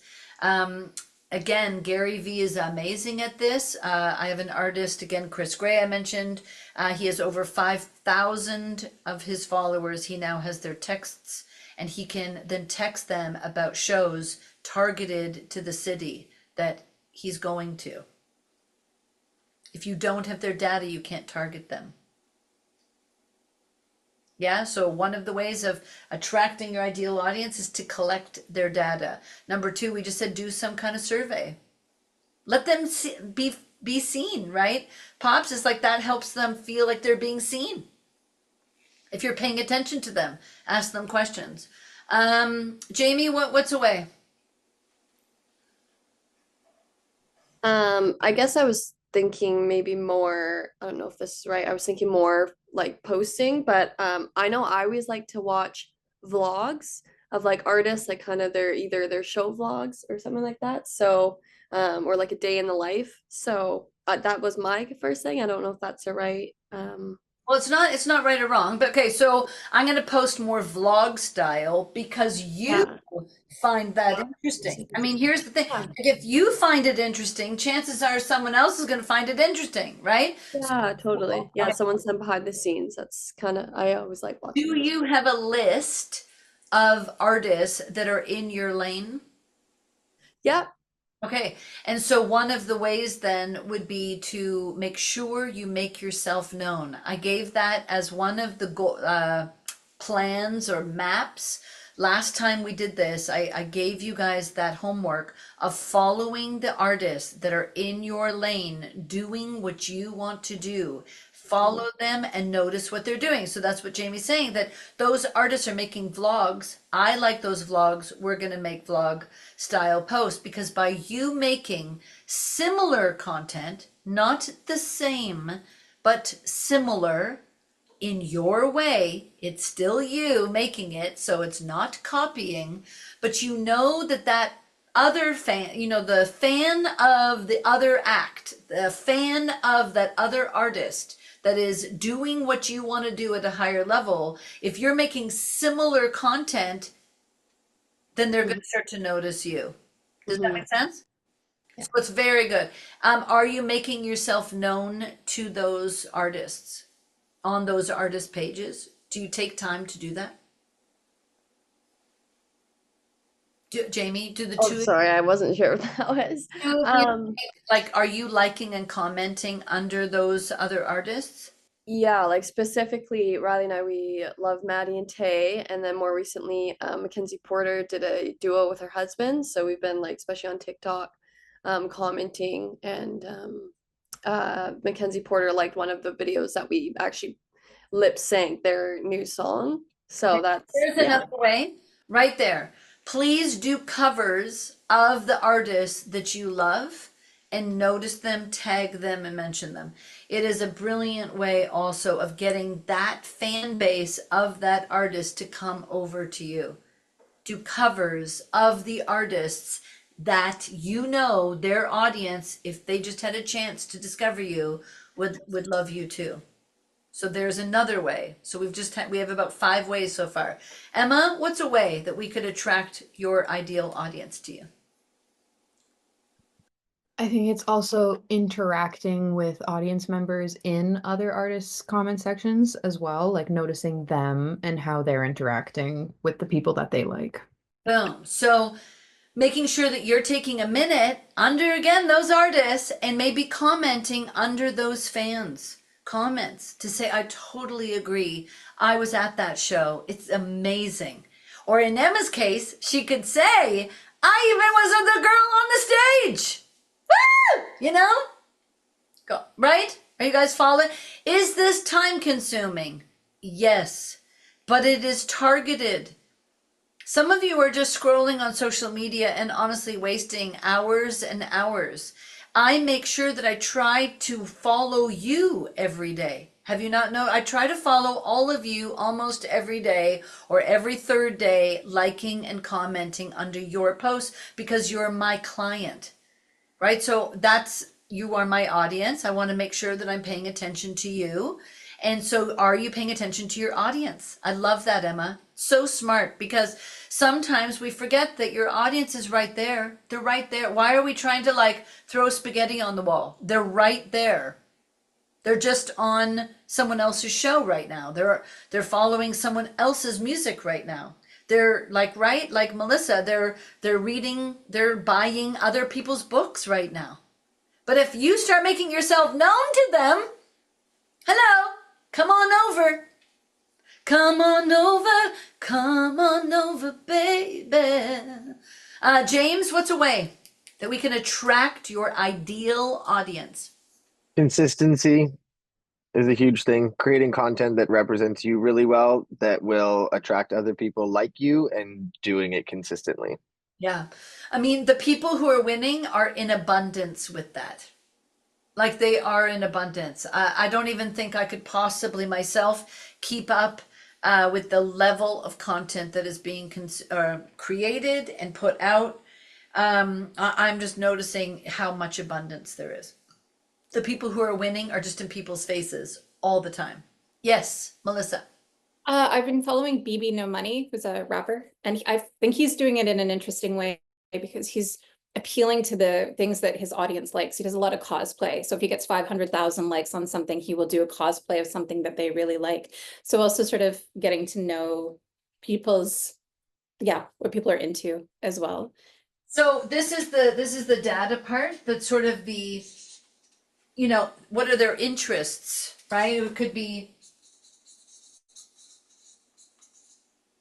I think I shared this with you guys that Chris Gray noticed, oh my gosh, people are listening to my music and they are writing short stories to it. And some of them are making paintings and art to his music. It's not his ideal audience at all. It's not one-to-one. He's not an artist, a visual artist. He's not a writer or an author. But there's this whole other audience over here that has some interesting interests. And so once he knew that, he could target ads directly to those people, to those communities. And that's how his audience really grew. It was through 2 things, James. It was through consistency of sharing who he is very consistently. He does not speak on his social media. There's no talking. He doesn't want to talk. But it's sharing consistent music and then noticing, oh my gosh, these people over here are paying attention. That's what you're saying, Melissa. It's so smart. Yeah. I don't want you to get bogged down by this. Okay. This is just an observation. And if it starts to happen, it's like, whoa, that's kind of cool. And then you can actually do and speak directly to them. Yeah, James. I just want to say too, like in the earliest stages when you're still figuring out who you are, consistency is also a matter of exploration and trying different things. And then you'll see what people respond to and engage with more. And then you can, like Melissa said, start just hone in on that and keep like, obviously everything you're experimenting with should be stuff that you feel good about and that represents you well, but that will help just gauge what your audience engages with the most. And then be the example setter. If you want people to engage with your stuff, then engage with them. Like, start the conversation, be the friendly person, reply to stories, in like answer questions people post, like you put out what you want to get back. That's such a big thing. It is, and it is just assigning time every day to do it. Noticing, for example, the data too could be location, we were saying. Right? It could be that proximity. And as you gain more and more fan base, you can just go through their bio at the top of people who follow you even currently. You'll know where they live and where they are. It's so cool just to listen. You have to be a bit nerdy, maybe, like really, how interested are you in the audience? So this is also important because some of you in ADI, for example, I think the weeks go like this. The first one is to fill the gap. Okay, that's the first week. And the filling of the gap is very much a heavy loaded, who are you? Where are you? What do you want? And what are you committed to doing and being to achieve it? That fourth point is the stickler, man, because some of you just don't want to do what we're saying right now. You don't want to take 20 ways. You don't want to do this. I get it. That's why we're doing it today, because I am telling you that unless you start embracing this, the audience isn't coming. They're not going to find you if you don't take some time to find them. To make yourself more findable, you've got to go to where they are. Not asking them to come to you because they're not going to find you. Again, this is business 101, supply and demand. We have too much supply. You are in a business where there is too much supply. Too many people are making music. So it can't be the music that makes you famous. Okay, if I cannot make this loud enough, if over 100,000 songs are being uploaded every day, it will not be the music, the quality of the music, or the songwriting, or how gorgeous your voice is. It just won't. Guys, it's you, and it's you again.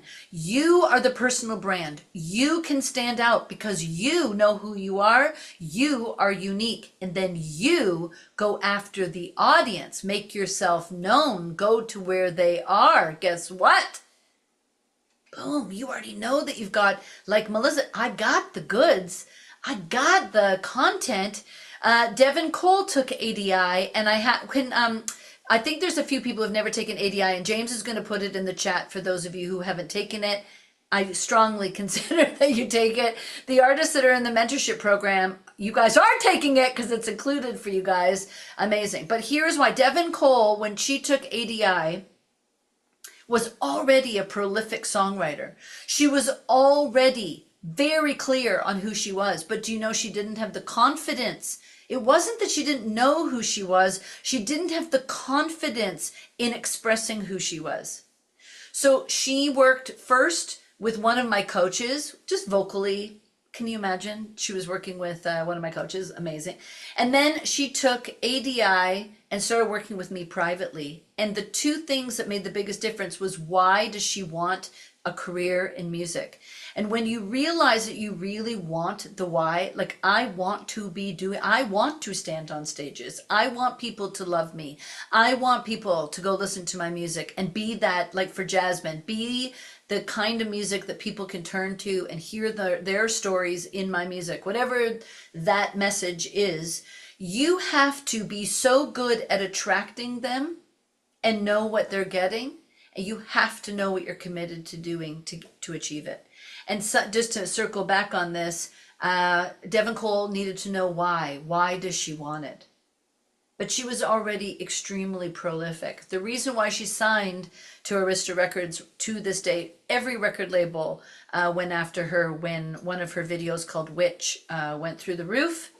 And she was particularly good at showing the behind the scenes. I would even argue it wasn't the video that really went viral. It was her behind the scenes video of learning how to dance that was going viral, that made people go and watch the video. Okay, it's like something has to happen often behind the scenes. It's the why you want to do it. Why do you want to learn to dance? Why do you want to make a video? Why do you want to write a song? This is how you can hook and attract the audience. It's really powerful. But for some of you who are resisting this, okay, so then you're not committed to doing it right now. That's okay. Okay, so there's no judgment. But if you're committed to having a career, you're going to have to start to care about them a lot. Does that make sense? What's one more way that people can start to hear, how are you going to attract your ideal audience? Papa? Why? Oh, Miss Main, you're here too. I want to get you. I'm just looking at who's on. Pops, how are you going to do it? I think we talked about so like artists you like, what are they doing on social media? I think learning more about like where are they performing, the kind of songs they're performing, and just trying to see how you fit in that lane. So it's kind of both sides of that. Okay, so you're following the people that are in your lane, right? So that was one of the ways that we talked about. And now you are really building, like, why do people like them? You know, an observation skills are really important here, right? We have to observe our ideal audience and see what's working. Why are they attracted to that other artist? And can we find ourselves again in meeting that bridge? I love that. Miss Main, come off mute. Hi, everybody. Hey, Miss Main. Okay, so what's a way that you can attract your ideal audience? Besides everything that's already been said, I think we're only at like 6 things. I said 20. We need to come up with 20 things, guys, by tomorrow, okay? By tomorrow's training, I want you to have a list of 20 things that you can do to attract your ideal audience. I'm gonna say really defining what my brand is and showing up that way. Okay, so that's in the showing and sharing, which is great. I'm going to show and share who I am consistently. Okay. Okay, love that. So if I go back to the page before this, right, that's showing and sharing, you're going to show and share. Okay, I'm going to give you a couple of things right now that you can add to your list, okay? One of them is gimmicks. You have to come up with something gimmicky. Not all of you, this is going to resonate, but come up with something gimmicky. For example, every head turned when Lady Gaga showed up in a meat dress. Crash Adams, who has taken ADI, developed this thing with the red couch and put that red couch everywhere, every post. Consistently, the red couch went away, then a yellow couch showed up. That went away. Look at their logo. They have merch with the red couch, people. Okay? Raphael took ADI in 2019. I'm not saying that ADI was the reason he came up with the red couch, but it got his head turning. Because is it the music? No. No, because they make pop music. Their music is no different than the Jonas Brothers, no different than, but man, they're good at messaging. Man, they are good at telling people what they can expect from them, which is a good time. They just put out a song called Optimist. Brilliant. Even the song is in alignment with who they are. You know what I mean? They are not stretching. They are not versatile. They are targeted. It's like, literally, this is like a bullseye right here. Okay, imagine this is a bullseye. Right there is where we want to be. Do you understand? And unless we can make a plan to go after that bullseye, it's not going to happen. So number one, what kind of gimmick whether it's again a color scheme, whether it's you know, a gimmick for me could be my hair. Do you know what I'm saying? Like I often will wear a ponytail like on the days that I'm not coaching, but when I'm coaching, my hair is down. So that you know, oh, that's Lorraine. That's Lorraine by a physical manifestation. What about Elon Musk wearing that ridiculous hat that he wears? You know, it's like there is in your physical brand, you can have a gimmick or your props on stage. What about, we just did performance boot camp. James's prop of his bench is a gimmick. Are you following me? So what gimmick? That could be one of your 20 things. Gimmicks, be careful of gimmicks. We'll go through this in ADI too, but gimmicks can get tired real quick. Gimmicks don't last a lot of the time, like makeup or, you know, changing your image, like trying to think of, and I think those days are a little bit done in some ways, but then at any rate, gimmicks can really work. The other is messaging. Messaging. If you can get a really good message, holy crap, you can attract an audience. Okay, so gimmicks, messaging. We talked about that as number 2. Physical, then mental. What is your messaging? Emotional. Emotional is tough.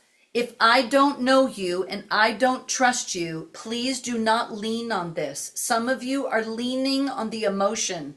You are leaning on, you know, mental health. You're leaning on when you feel broken, my musical. I don't know you.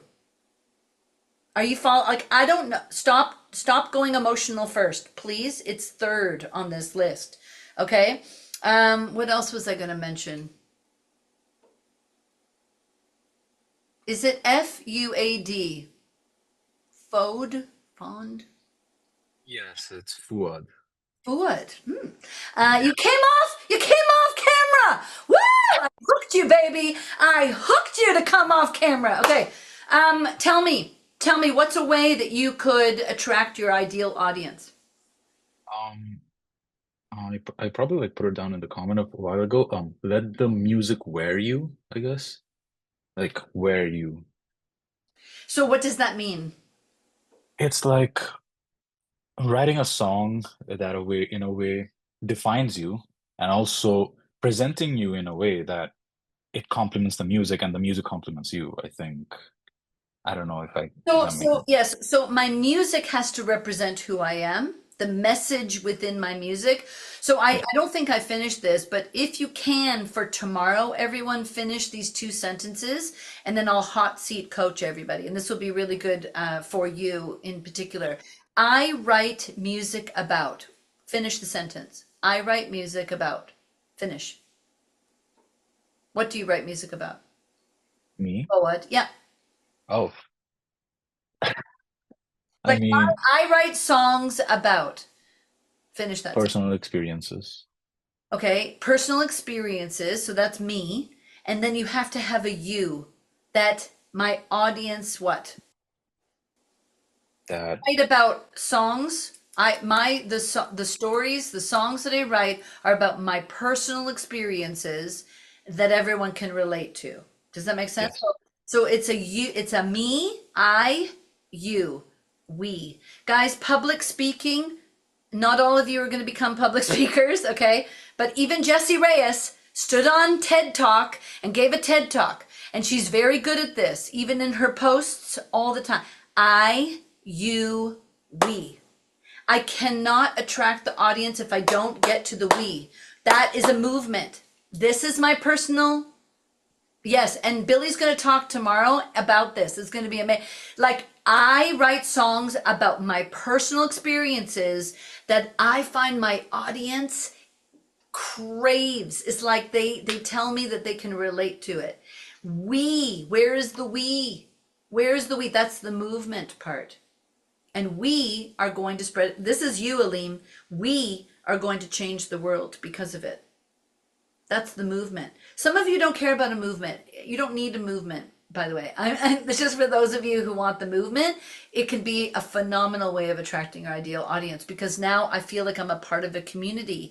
Now that would be one of the ways. Create a community. Start talking to your fans from a name. You know, like Lady Gaga calls her little monsters, and, you know, people call, like, if people feel like they are a part of something, They will be a part of you forever.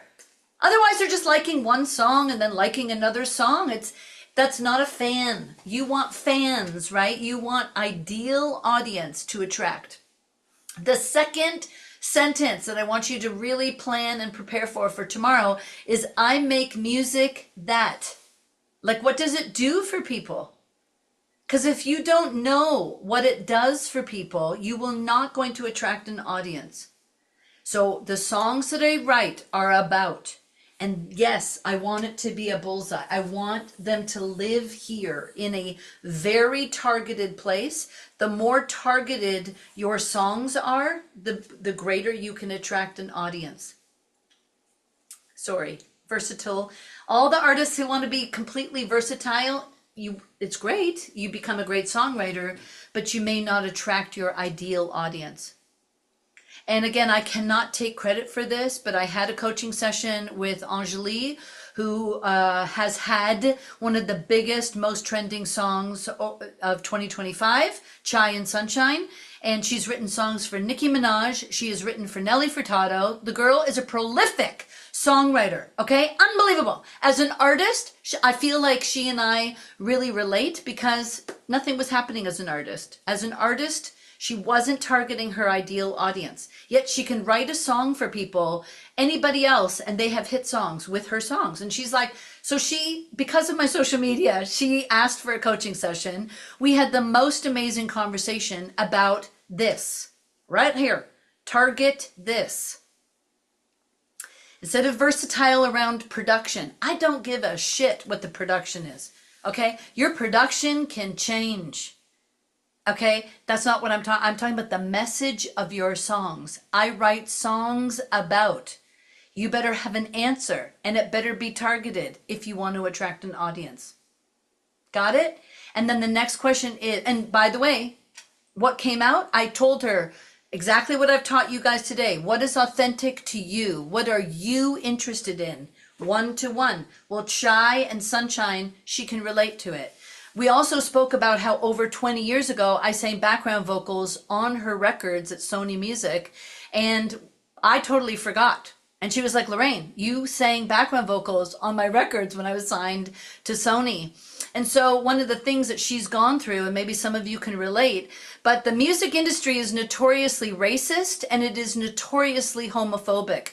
And I am going to stand on a mountaintop to say that. It's changing, but especially 20 years ago, man, it was brutal. And that girl is East Indian and the industry just couldn't accept it. It's like they could not, they wanted her to be black.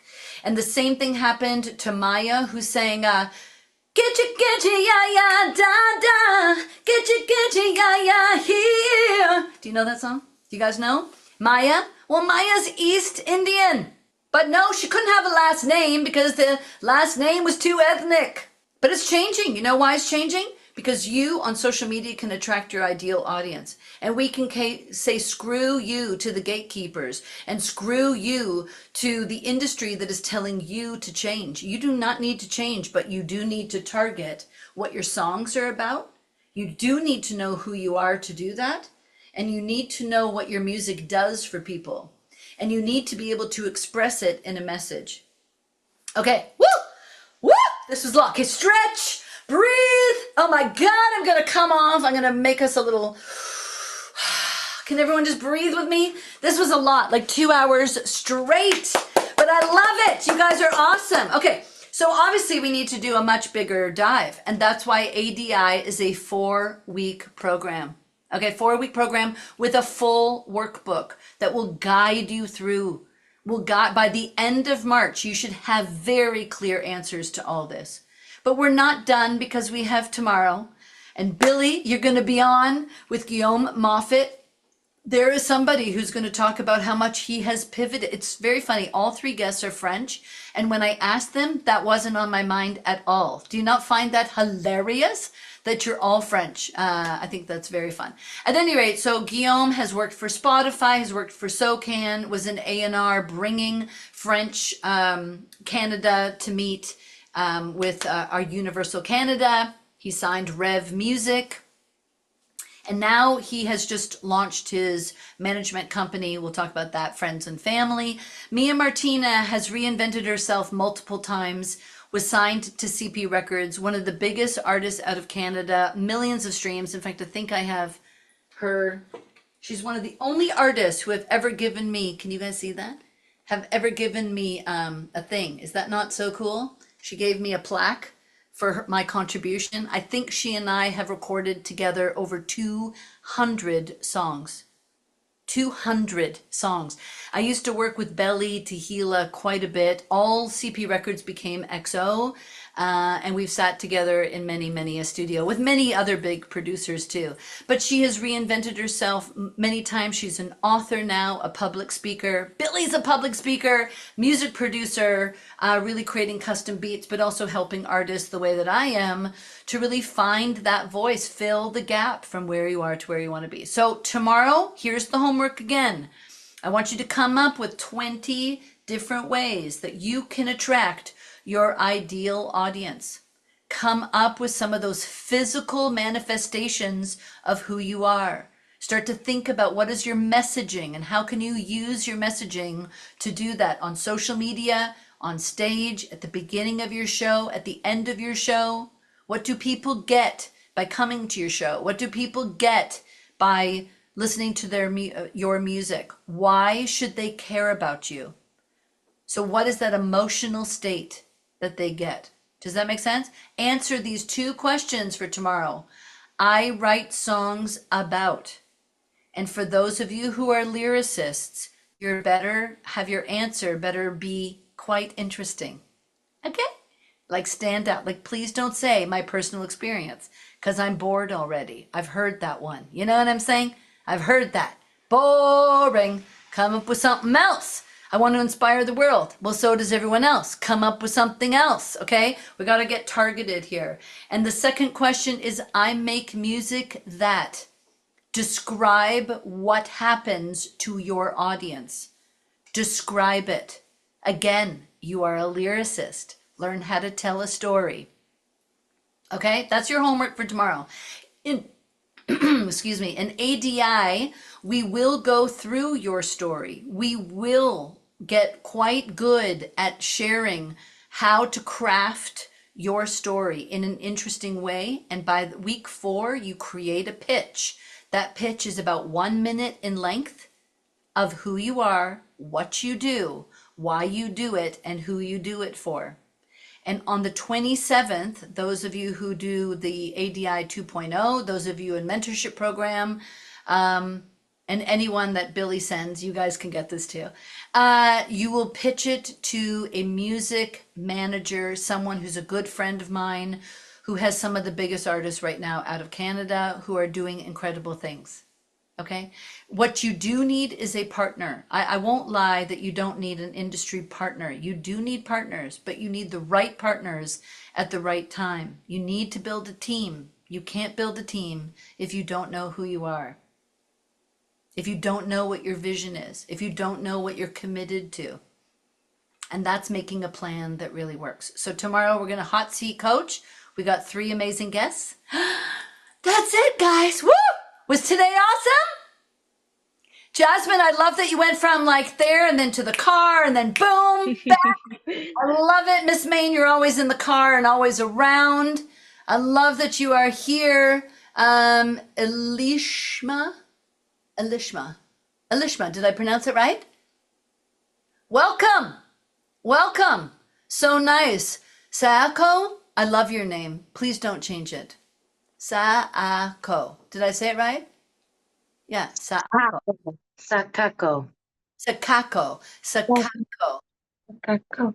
Yeah, Sakako. See, I sang in Japan. I sang for 3 months at the New York bar. If anyone saw the movie Lost in Translation, I lived in Tokyo for 3 months and it was really awesome. So I have a bit of a, I love Japanese language. So good. Cassidy, amazing to see you here. James, always so good. Melissa, that vision is coming to life. It's awesome. Cassidy, keep peeling the onion. I love it. Jamie, amazing work. You guys are doing amazing work. Emma, winning. Aleem, always good to have you here too. Chris Stiles, I know you're showing up between work and you're making it happen, and I love that too. Look at all you. Giles, you came off. Woo! You came off. You're cooking. You're in the kitchen. Pops, love it. Always good, guys. Mwah.